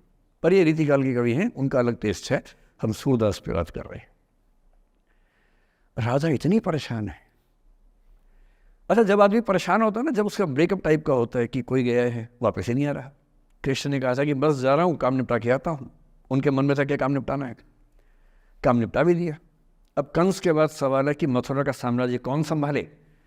उसको एक स्ट्रक्चर बनाने के लिए कृष्ण को लगा कि मुझे यहाँ रह के सिस्टम को ठीक करना चाहिए, उसके बाद लौटना चाहिए। तो वो रुक गए वहाँ पर, राज्य का काम भी तो करना ही था। पर प्रेमी व्यक्ति को सब समझ नहीं आया, तो फिर लगता कि नहीं मेरे पास आओ, बाकी सब बेकार की बातें हैं, मेरे पास आओ। कृष्ण आ नहीं रहे। यमुना के इधर कृष्ण है, यमुना के इधर गोपियाँ हैं, पर आत्मसम्मान भी तो है। एक आलोचक ने कहा कि नाव में बैठ के चली जाती। आत्मसम्मान होता है प्रेम में कि मैं क्यों जाऊं, बिना बताए क्यों चले गए, बता के जाते। तो राधा वेट करिए। राधा के मन में क्या आ रहा है, उनको लग रहा है कि ऐसा तो नहीं कि मैंने ही कुछ गलती कर दी हो। जब कोई व्यक्ति दूर चला जाता है ना, बाकी लोग सोचते हैं कि कहीं मुझसे तो गलती नहीं हो गई। और राधा अपनी एक सहेली से बोल रही, गोपी से, मेरे मन इतनी सूढ़ रही, एक दिवस मेरे गृह आए मैं ही मस्ती दही, देखी तिन्हें हों मान कियो सो हरि गुसा गही। पगला सी गई है, बोरा सी गई है। सहेली से क्या बोल रही है? हे सहेली, मुझे पता है क्या लग रहा है, मुझे लगता है कि मुझसे ही गलती हुई है। उसने पूछा क्या गलती हुई है? कह रही है कि एक दिन क्या हुआ, कृष्ण भगवान मेरे पास आए थे, मैं उस समय दही मथ रही थी। वो ग्वाला जीवन है ना वहाँ पर, तो वो गोपालन जीवन का काव्य है पूरा। अब वो मुझसे बात करने आए और मैंने उनसे ठीक से बात नहीं की, मैंने मान किया। मान करना मतलब जिसको आपकी भाषा बोलते हैं भाव खाना। मैंने उनसे ठीक से बात नहीं की, मुझे लगता है वो नाराज़ हो गए, इसी नाराज़गी से लौट नहीं रहे हैं। मेरे मन इतनी सून रही, मेरे मन में कांटा चुभ रहा है। एक दिवस मेरे घर आए, अब समझ में आएगा, एक दिवस मेरे घर आए, मैं ही मथती दही, देखी तिन्हें हाँ हाँ मतलब मैं मान की योग, मैंने अहंकार दिखाया, सो हरि गुस्सा गही, गुस्सा आ गया उनको इस बात से। सूरदास की राधा मुक्त नहीं हो पा रही, लेट गो नहीं कर पा रही, वो जी नहीं सकती कृष्ण के बिना। पर फिर देखिए 300 साल बाद क्या हुआ। 300 साल बाद कमाल हुआ। 20वीं शताब्दी की शुरुआत में एक और कवि हुए, उनका नाम था अयोध्या सिंह उपाध्याय हरिऔध। हरिऔध के नाम से प्रसिद्ध है। उन्होंने एक पुस्तक लिखी प्रिय प्रवास। प्रिय प्रवास मतलब प्रिय प्रवास पे चला गया है, कृष्ण चले गए हैं मथुरा, अब राधा कैसे जिएगी। 20वीं सेंचुरी की शुरुआत में फ्रीडम स्ट्रगल शुरू हो चुका है। महिलाएं अभी तक स्वाधीनता आंदोलन का हिस्सा नहीं बनी है, पर अब वो समय आ रहा है कि बनने वाली है। और हरिऔध की राधा ने कमाल कर दिया है। गोपियां पूछती हैं कृष्ण नहीं आ रहे, अब क्या करोगी? ये राधा जी क्या बोल रही हैं? प्यारे जीवें जगहित करें, गेह चाहे ना आवे। मेरे प्रिय खूब जिए, समाज का कल्याण करें, घर बेशक ना आए, कोई दिक्कत नहीं है, मैं चाहती हूँ कि समाज का भला होना चाहिए। ये वो बिंदु है जहाँ राधा यशोधरा बन जाती है, मैथिली शरणगुप्त की यशोधरा। और जो मैं आपको समझाना चाह रहा हूँ उस एग्जाम्पल से वो ये कि हो सकता है कि जिससे आप नाराज़ हो वो किसी बड़े काम की खोज में हो, वो किसी महानता के रास्ते पर हो। और यदि आपके जीवन में कोई व्यक्ति ऐसा है जो किसी महानता के रास्ते पे है, तो उसके रास्ते को रोकना अपने क्षुद्र हितों के लिए बहुत छोटापन है। और ऐसे मामले में एक ही बात हमें सोचनी है कि वो जिस काम के लिए बना है उसे करने दो। अपने स्वार्थ के लिए किसी को बांध के रखना, किसी को लाश बना के रखना, इसका क्या मतलब है? जाने दो, ऐसा क्या है, कुछ तो बढ़िया होगा। एक स्थिति हम में से कई लोगों की आती है कि हम एक टॉक्सिक रिलेशनशिप में होते हैं पर छोड़ नहीं सकते। ऐसे बहुत सारे पति पत्नी होते हैं। मैं अक्सर बच्चों से एक बात पूछता हूं कि आप में से कितने बच्चे वैसा ही वैवाहिक जीवन चाहते हैं जो आपके माता पिता का है? मैं आपसे पूछूंगा नहीं, आप चिंता मत कीजिए, लेकिन जब जब मैंने पूछा है मुश्किल से 1 या 2% ने हाथ खड़ा किया है। 97-98% लोग मानते हैं कि वैसा तो नहीं चाहिए, उससे कुछ अलग चाहिए। क्योंकि हम सब जानते हैं कि हमारे माता पिता भी, हमारे समाज के बाकी लोग भी बहुत समझौते करते हैं ताकि बच्चे अच्छा जीवन जी सके। आप भी करेंगे समझौते, सबको करने पड़ते हैं। ये है कि आप समझौते शायद उतने नहीं करेंगे जितने आपके माँ बाप ने किए होंगे, उनके माँ बाप ने और ज़्यादा किए होंगे। हर पीढ़ी कम समझौते करती है, ये समाज के विकास का एक तरीका होता है। पर ऐसा होता है कि आप एक ऐसे रिश्ते में आप छोड़ भी नहीं सकते, जी नहीं पा रहे, छोड़ सकते नहीं, क्योंकि आप तो छोड़ देंगे, आपके चक्कर में कईयों की ज़िंदगी दांव पे लग जाएगी। कैसे छोड़ दें? 3 छोटे छोटे बच्चे हैं, नौकरी है नहीं, वो माँ अपने पति से रोज़ प्रताड़ना झेलती है, बुरी बातें सुनती है, उसके पास कोई सिक्योरिटी नहीं है, वो बच्चों को नहीं छोड़ सकती, बच्चों को लेके कहाँ जाएगी, क्या करे? टॉक्सिक रिश्ता है। तो ऐसे में या तो आप रिश्ता छोड़ते हैं कि हर केस में संभव नहीं होता, पर यदि वो संभव नहीं है तो रिश्ते में रहते हुए चिंताएं छोड़ दीजिए, अपेक्षाएं छोड़ दीजिए। भाई तेरी अपनी ज़िंदगी, मेरी अपनी ज़िंदगी, एक घर में रहेंगे पर रोज़ युद्ध नहीं करेंगे, बीपी नहीं बढ़ाएंगे, शुगर नहीं बढ़ाएंगे, तनाव नहीं बढ़ाएंगे। तुम्हारा अपना स्पेस, मेरा अपना स्पेस, ठीक है, एक छत के नीचे हैं, काम चला लेंगे, किसी और को नहीं बताएंगे, दुनिया के सामने अच्छी अच्छी फ़ोटो खिंचवाते रहेंगे स्माइल कर करके चेहरा, पर कम से कम बच्चे सफ़र ना करें, परिवार सफ़र ना करे, जी लेंगे, झेल लेंगे। और ऐसे माहौल में साहिर ने जो कहा था ना, उसी कविता की कुछ पंक्तियां बड़ी महत्वपूर्ण हैं कि बर्बादियों का सोग मनाना फिजूल था, कि बर्बादियां हैं जीवन में, पर ठीक है, कितना दुख मनाएंगे, अब है तो है, क्या कर सकते हैं। बर्बादियों का सोग मनाना फिजूल था, बर्बादियों का जश्न मनाता चला गया। और फिर अंत में इतनी सुंदर बात कहते हैं, गम और खुशी में फ़र्क न महसूस हो जहाँ, मैं दिल को उस मुकाम पे लाता चला गया। कि ठीक है, जैसी ज़िंदगी है उसको वैसे जिएंगे, अपेक्षाएं नहीं पालेंगे, ना तुम उम्मीद करना, और हम किसी तरह से मैनेज करके ज़िंदगी गुजार लेंगे। ये है अंतिम जो आपके जीवन में समस्या हो सकती है, करियर को लेके हो सकती है, कि आपने कुछ करियर दिमाग में रखा हुआ है, ठान लिया है कि आईएएस बनना है या कुछ बनना है। आप कुछ भी ठान लें, सिर्फ आपके हाथ में नहीं होता है, सफलताएं असफलताएं जीवन में रहती हैं। 10-11 लाख लोग आईएएस का फॉर्म भरते हैं, 5 लाख आईएएस का एग्ज़ाम देते हैं, 1000 का सिलेक्शन होता है। हर एग्ज़ाम में घुमा फिरा की यही स्थितियाँ होती हैं। पॉलिटिक्स में, स्पोर्ट्स में, बिजनेस में, हर जगह कंपटीशन इतना है। सफल होने की जितनी संभावना है, उससे कई गुना संभावना विफल होने की हर क्षेत्र में है।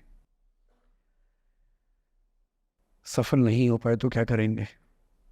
और मैंने ऐसे लोगों को देखा है कि आईएएस नहीं बन पाए 20 साल पहले, और 20 साल से रोज़ घुट रहे हैं कि आईएएस नहीं बन पाए। रात दिन यही ख्याल होता है कि आईएएस नहीं बन पाए, या पीसीएस नहीं बन पाए, या कुछ खास सोचा था जो नहीं कर पाए। तो मैं आप लोगों से निवेदन करूँगा कि यदि आपकी आर्थिक पृष्ठभूमि ऐसी नहीं है कि जो बहुत मजबूत हो, तो हमेशा एक बैकअप ऑप्शन ज़िंदगी में लेके चलिए। किसी करियर को दिमाग पे इतना हावी मत होने दीजिए कि वो नहीं मिलेगा तो कुछ नहीं होगा। आप उस दौर के व्यक्ति हैं जहाँ इतने ऑप्शंस दुनिया में हैं जितने कभी नहीं थे। इतने ऑप्शंस हैं, बस एक ठीक ठाक सा व्यक्तित्व बना लीजिए, एक ठीक ठाक सा कॉन्फिडेंस रखिए अपने ऊपर। और यदि आपके पास बेसिक स्किल्स हैं, भाषा की, चिंतन की, समझने की, कैलकुलेशंस करने की, प्लानिंग करने की, स्ट्रेटेजाइज करने की, और मेहनती आप हैं, मैं गारंटी से कह रहा हूँ कि इस दुनिया में कंपटीशन नंबर्स में बहुत ज़्यादा है, कायदे का कंपटीशन नहीं के बराबर है। बहुत मजबूत लोगों से आपको भिड़ना नहीं पड़ता है। भिड़ते हैं 5 लाख से, पर उन 5 लाख में कुछ ही हैं जो भिड़ने लायक हैं। इतना कॉन्फिडेंस रखिए, जैसे कहते हैं ना कि हम भी दरिया है, हमें अपना हुनर मालूम है, जिस तरफ भी चल पड़ेंगे रास्ता हो जाएगा। इतना भरोसा अपने ऊपर रखिए कि ठीक है, ये नहीं तो कुछ और करेंगे, वो नहीं तो कुछ और करेंगे, लेकिन कुछ ना कुछ बढ़िया कर लेंगे। और उस बढ़िया करने की शुरुआत कॉलेज की ज़िंदगी से होती है। उड़ान सोसाइटी संभाल लेंगे, निष्ठा संभाल लेंगे। अभी मैडम ने बताया कि 80 सोसाइटी से बताई, इसको में 60 बताई, 60 सोसाइटीज़ हैं। किसी सोसाइटी का हिस्सा बन जाइए। ये सोसाइटीज़ का हिस्सा बनने का असली पर्पस क्या है? इसी बहाने एक्सपोजर मिलता है, आप कुछ करते हैं, मंच पे आते हैं, लोगों से मिलना जुलना होता है, स्किल्स डेवलप होती हैं, और अंत में जो जीवन में काम आता है, यही स्किल्स काम आते हैं। और यदि वो स्किल्स हमने डेवलप कर लिए, और वो स्किल्स पढ़ाई से नहीं आती हैं, जो क्लासरूम के अंदर की पढ़ाई है वो सबसे कम महत्वपूर्ण चीज़ होती है कॉलेज में। कॉलेज में सबसे ज़्यादा महत्वपूर्ण है ये अपॉर्चुनिटीज़, लोगों से बात करना, कुछ ऑर्गेनाइज करना, कहीं फेल होना, कहीं पास होना, वो सब करते रहिए। और मैं दावे से कह रहा हूँ कि इस दुनिया में कंपटीशन कहने के लिए ज़्यादा है, दरअसल ज़्यादा नहीं है। पूरी बात का सार ये है कि किसी की भी ज़िंदगी फ्लैट नहीं होती है, उसमें कर्व्स आते रहते हैं, ऊंच नीच सबकी ज़िंदगी में आती है। मैंने भी कम नहीं झेली है, आज मैं यहाँ खड़ा हूँ ऐसे नहीं खड़ा हूँ, कुछ तो झेला ही होगा, मैंने भी ठीक ठाक झेला है। जिस उम्र में आप मौज मस्ती करते हैं, मैंने उस उम्र में कैलकुलेटर बेचे हैं, मैं सेल्समैन रहा हूँ 17 की उम्र में। और मैं बिजनेस फैमिली से नहीं हूँ। बिजनेस फैमिलीज में बच्चों को 17 में काम पे लगा देते हैं। मैं तो नौकरी पेशा परिवार से था, कुछ समस्याएं थी तो सेल्समैन बन के घर घर में जाके बेचना पड़ता था। तौहीन भी होती थी, लोग धिक्कारते भी थे, मजाक भी उड़ाते थे। वो समझे ना, है अपना खर्चा 17 की उम्र से खुद उठाया है, क्योंकि घर में दिक्कत थी। तो क्यों मांगू मैं घर से पैसे भाई, जब मुझे पता है कि मेरे घर में दिक्कत थी उस समय, क्यों मांगू। आपकी जिंदगी इस दुनिया के करोड़ों अरबों लोगों से बेहतर है, कुछ एक लोगों से खराब है। केवल उन कुछ एक पे ध्यान मत दीजिए, उन करोड़ों पे भी ध्यान दीजिए जिनसे अच्छी आपकी जिंदगी है। और इतनी कुव्वत आपके अंदर है, आप इस देश के सबसे अच्छे विश्वविद्यालयों में से एक, दिल्ली विश्वविद्यालय के सबसे अच्छे कॉलेजेस में से एक हंसराज कॉलेज में विद्यार्थी हैं।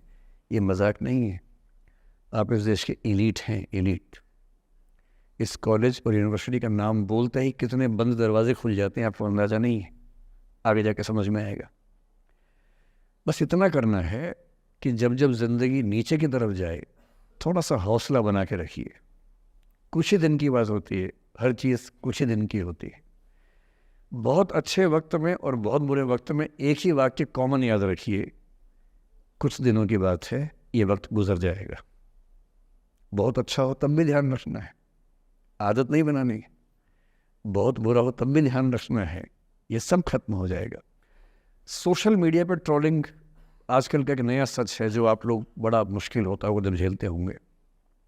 आपने एक फ़ोटो अपलोड की, कोई लाइक ही नहीं कर रहा, आप बार बार देखने घूमोगे लाइक किया कि नहीं किया। दोस्तों को फ़ोन कर रहे हैं, लाइक कर तो लाइक कर, तो भी लाइक कर, चल 5 लाइक करवाए, 8 लाइक करवाए, नहीं लाइक हो रहा।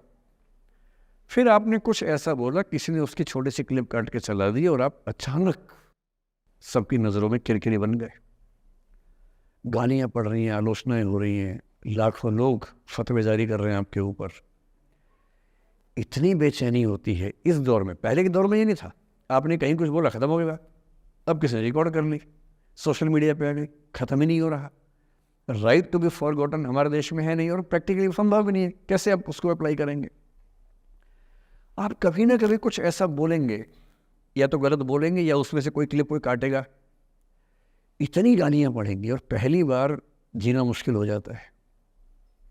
मैंने आज से 7-8 साल पहले 1.5 साल तक एंग्जाइटी की दवाइयाँ खाई हैं, जबकि मैं बहुत ही मस्त वाला किस्म का आदमी हूँ, मैंने खाई हैं। और जीवन में एक आध ऐसा दौर सबका आता है, आ जाना चाहिए। जब जीवन में एक आध बार ऐसा हो कि सारी दुनिया पीछे पड़ गई है, बहुत दिक्कत होगी, घबराहट होगी, बेचैनी होगी, एंग्जाइटी होगी, डिप्रेशन होगा, सब कुछ होगा। लेकिन एक बात ध्यान रखना, मेरी इस बात को ध्यान रखना, वो पहली और आखिरी परीक्षा है, उसके बाद कभी नहीं होगा। 8 साल पहले ऐसा कुछ हुआ था कि मैंने बहुत दवाइयाँ खाई, 1.5 साल दवाई खाई, 1.25 साल खाई दवाई। कारण पता था, कारण ठीक हुआ, दवाई छूट गई। उसके बाद मैंने ज़िंदगी का सबसे मुश्किल फेज़ पिछले साल झेला था, जब मेरे एक वीडियो की क्लिप मीडिया पर चली, FIR हुई, पता नहीं क्या क्या हुआ, सब कुछ हुआ।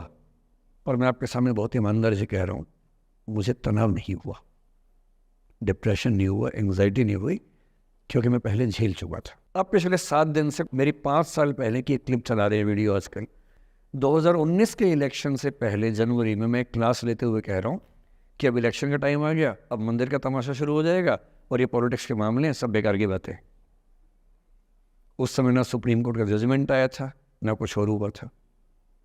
आज मेरा बड़ा सीधा स्टैंड है कि जब सुप्रीम कोर्ट की कॉन्स्टिट्यूशन बेंच ने 5-0 से सहमति दी है और उसके बाद कॉन्स्टिट्यूशन तरीके से मंदिर बन रहा है, मैं कौन होता हूँ नाराज़ होने वाला? मुझे क्यों खुश नहीं होना चाहिए? दुनिया में हर धर्म के ईश्वरों के नाम पर मंदिर हैं, उनके जन्म स्थान पर मंदिर हैं, मेरे धर्म में क्यों नहीं होना चाहिए? मुझे क्यों परेशान होना चाहिए? और कुछ लोग पिछले 7 दिन से 5 साल पहले की क्लिप चला रहे हैं। मेरी टीम परेशान है, मैं परेशान नहीं हूँ। मुझे भेजते हैं कि सर ऐसे हो गया, सर इतनी वीडियो चल रहे हैं। मैं सुनता हूँ पर तनाव नहीं होता है, क्योंकि मुझे पता है कि किसी दिन किसी मंच पर हो, जैसे आज मैंने बात बोल दी, कहीं और बोल दूँगा, बात खत्म हो गई। कितना लोड लेंगे? और आप लोड लेते रहेंगे तो दुनिया देती रहेगी। दुनिया के पास बहुत है देने के लिए, वो हमेशा देते रहेंगे। खुद को ऐसा फूल प्रूफ बना लीजिए, शील्ड बना लीजिए अपने आसपास कि तनाव आता है, फिसल के निकल जाता है, और अगर आप तनाव झेलने के लिए समर्थ हो जाते हैं, लेट गो कर देते हैं, मैं दावे से कह रहा हूँ, सफल कितने होंगे मुझे नहीं पता, ज़िंदगी आपकी शानदार होगी, ये मैं गारंटी दे रहा हूँ। और जब जब बुरा अनुभव हो, जब जब जीवन में बुरा अनुभव हो, सबको होता है, आपको भी होगा, जब जब बुरा अनुभव हो, मेरा सूत्र वाक्य है जो मेरे व्हाट्सएप का स्टेटस भी है परमानेंट, मेरे दिल में गुथा हुआ है, दिल पे छपा हुआ है, सबको बोलता हूँ, हर क्लास में बोलता हूँ, आपको भी बोल रहा हूँ। एक लाइन याद रखना, क्यों डरे जिंदगी में क्या होगा, कुछ ना होगा तो तजुर्बा होगा, उससे बड़ा कुछ नहीं है। अब मैंने ठीक ठाक टॉर्चर कर लिया बच्चों पर, इससे ज़्यादा करना शोभा नहीं देता। इसके साथ ही बात समाप्त करता हूँ। बहुत बहुत धन्यवाद सुनने के लिए। So now it's our time to finally have a positive Q&A session with sir. Sir first of all I thank you so much, और you motivate us so much sir. मैं जब भी मतलब अगर लाइफ में कुछ भी प्रॉब्लम आ रही होती है तो यूट्यूब पे सबसे पहले यही देखती हूँ कि सर की कुछ ना कुछ वीडियो उस टॉपिक पे पक्का मिलेगी, जिससे कुछ ना कुछ सॉल्यूशन ज़रूर होगा। आज जो आपने जो कुछ भी बोला, I am so motivated of it. And this society people give me a question to ask, ये इन्हीं लोगों में से किसी एक का क्वेश्चन है। So I'd like to ask sir, I try every day to study with the same enthusiasm, and every second day I feel exhausted and not able to complete the study target. What should I do? So first of all, thank you for saying me thank you. And as far as the question is concerned, I don't know whose question is this, but whosoever has sent the question. जब आप ये कहते हैं कि मैं रोज़ उतना पढ़ नहीं पाता हूँ, इसके बुनियादी तौर पर 2-3 रीजंस हो सकते हैं। पहली बात तो कोई भी नहीं पढ़ पाता है, मैं भी नहीं पढ़ पाता हूँ उतना। हम लोग प्रिटेंड करते हैं कि हम बहुत पढ़ते हैं। ईमानदारी की बात है कि मैं आज तक कभी भी 1 घंटे से ज़्यादा एक साथ नहीं पढ़ पाया हूँ, और मैंने ठीक ठाक पढ़ाई की है वैसे, है ना, आप भरोसा कर सकती हैं इस बात पे।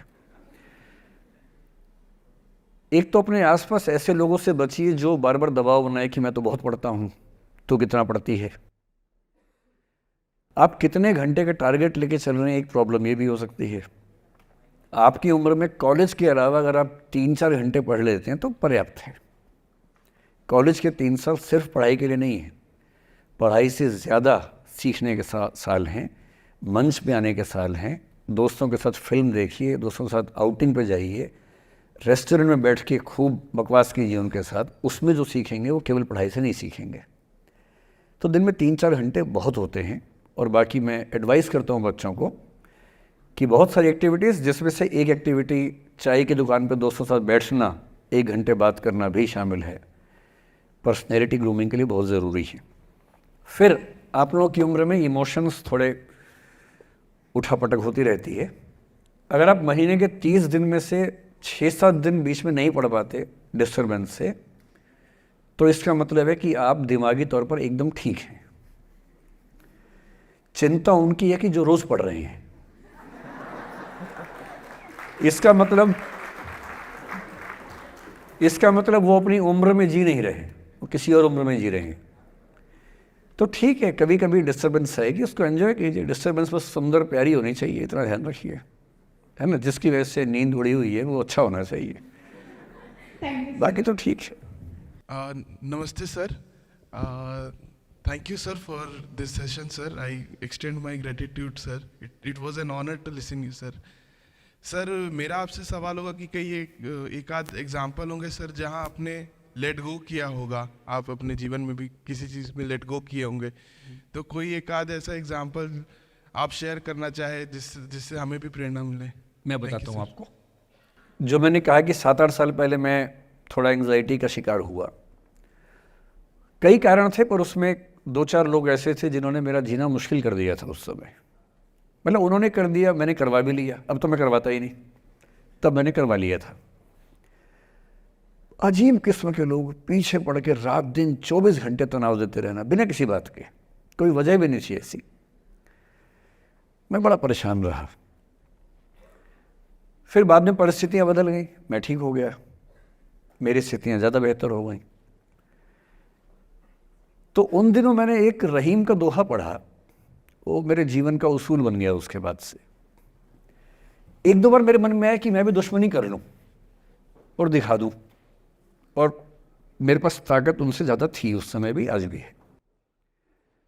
पर अगर मैं किसी के उकसाने पे उसके जैसा हो गया तो जीता तो वही।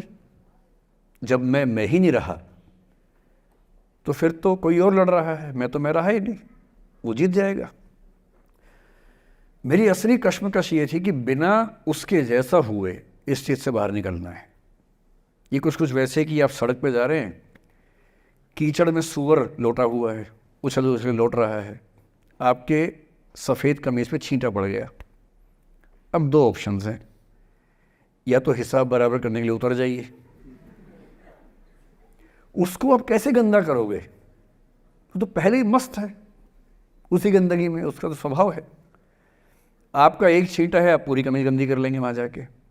तो सबसे अच्छा क्या है, वहाँ से निकल जाना, लेट गो कर देना।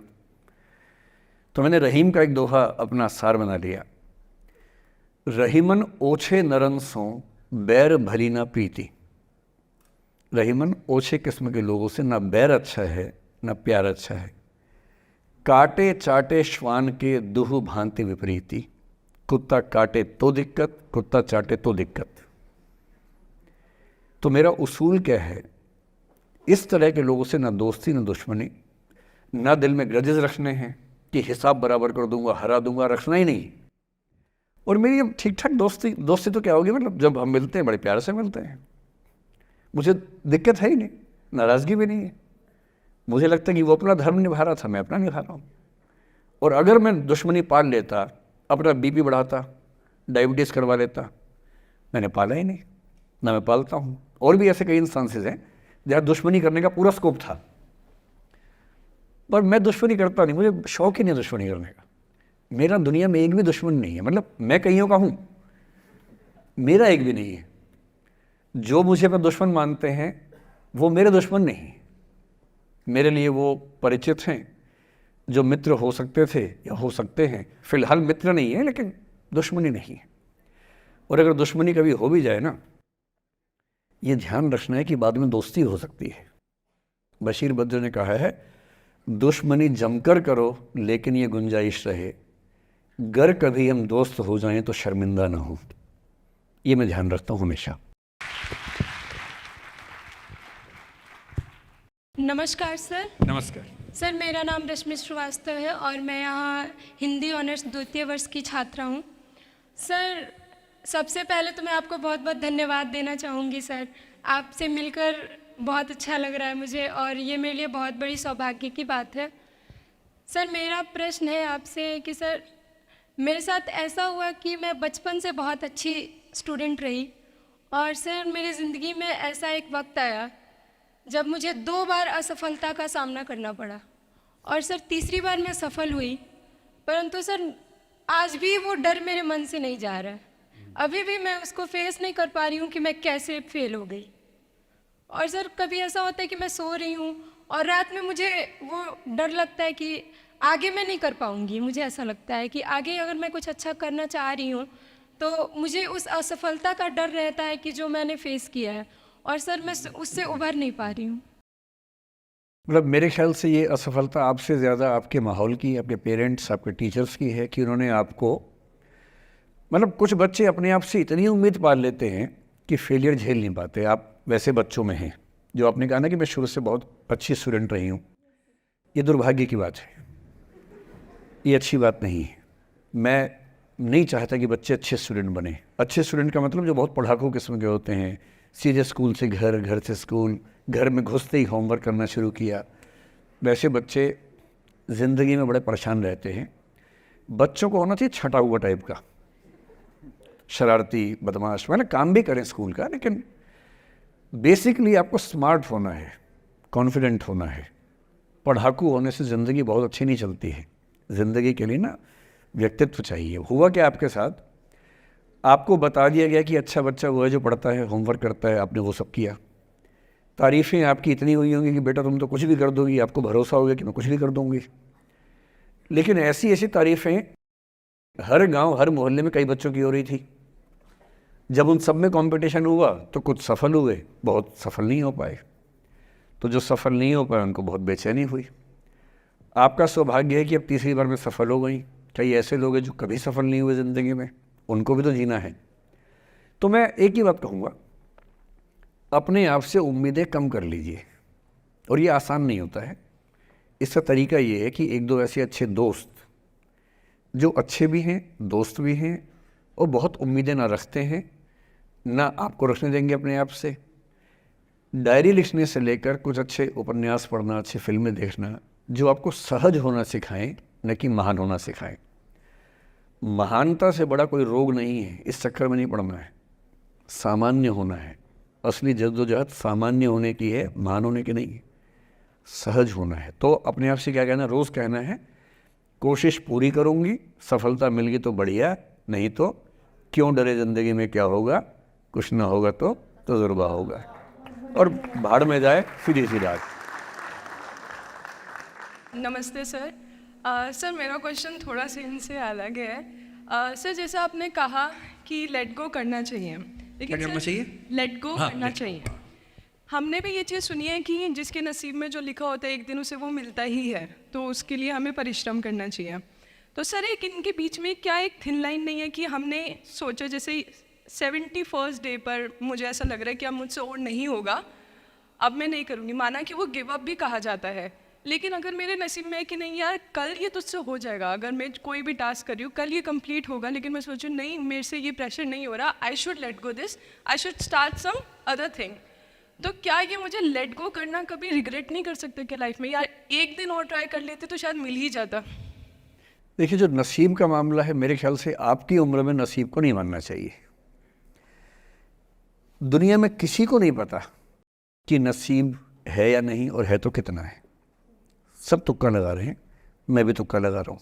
ठीक, जो हार जाता है ना उसको तसल्ली देना बहुत ज़रूरी है, वरना वो जी नहीं पाएगा। और पराजित व्यक्ति को तसल्ली देने के लिए सबसे अच्छा शब्द है नसीब, भाग्य, नियति। बहुत ज़रूरी है। और इसलिए एक उम्र के बाद गीता का सार पढ़ना बहुत ज़रूरी है। समझना पड़ता है कि सब कुछ हमारे हाथ में नहीं होता है, सच में नहीं होता है। पर इसका मतलब ये भी नहीं है कि सब कुछ किसी और के हाथ में होता है। अगर ऐसा होता तो बिना मेहनत करने वाले IAS बन जाते या कुछ भी बन जाते। ये हो सकता है कि IAS बनने के एग्ज़ाम में 10 ने मेहनत की, उनमें से 8 का हुआ, 2 का नहीं हुआ। पर ये नहीं हो सकता कि एक आदमी ने मेहनत नहीं की तो उसका IAS हो गया। बिना मेहनत के तो नसीब भी नहीं मिलने वाला है। इसलिए ये मान लीजिए कि कुछ ना कुछ चीज़ें हमारे कंट्रोल में नहीं हैं, लेकिन जितना कंट्रोल में है उस पर पूरी ताकत लगाएंगे, पूरा डिसिप्लिन रखेंगे, तो हम अपनी किस्मत सबसे अच्छी लिख पाएंगे। सबसे अच्छी मतलब बाकियों से नहीं, मेरी जितनी अच्छी हो सकती है उतनी अच्छी लिख पाएंगे। और इसलिए अगर आपको लगे कि मैं नहीं कर पाऊंगी कोई काम, तो उसको गिव अप ही कहते हैं। लेट गो का मतलब तब होता है जब आप मन भर चुका है, अब उसकी ज़रूरत महसूस नहीं हो रही। जैसे IAS बनने की कोशिश कर रहे हैं, नहीं बन पाए, तैयारी छोड़ दी, गिव अप है। बन गए, नौकरी की, मज़ा नहीं आया, छोड़ दिया, ये लेट गो है। लेट गो करने के लिए पहले हासिल करना पड़ता है, या हासिल होने से पहले उस मनोभूमि पर पहुंचना पड़ता है जहां हासिल होने का सुख आपने महसूस कर लिया और उसमें मज़ा नहीं आया, ठीक ही है, औसत है, तब छोड़ दिया। इसलिए आपकी उम्र को शोभा नहीं देता कि हम नसीब की बात करें, ये शोभा देता है मेरी उम्र को। तो 30-40 के बाद नसीब, भाग्य, नियति चलेगा। फ़िलहाल कर्म पे भरोसा कीजिए, मेहनत, डिसिप्लिन, और मोटिवेशन से ज़्यादा महत्वपूर्ण है डिसिप्लिन, ध्यान रखिएगा। मोटिवेशन का ग्राफ ऐसा होता है, फिर ऐसे नीचे आता है धीरे धीरे।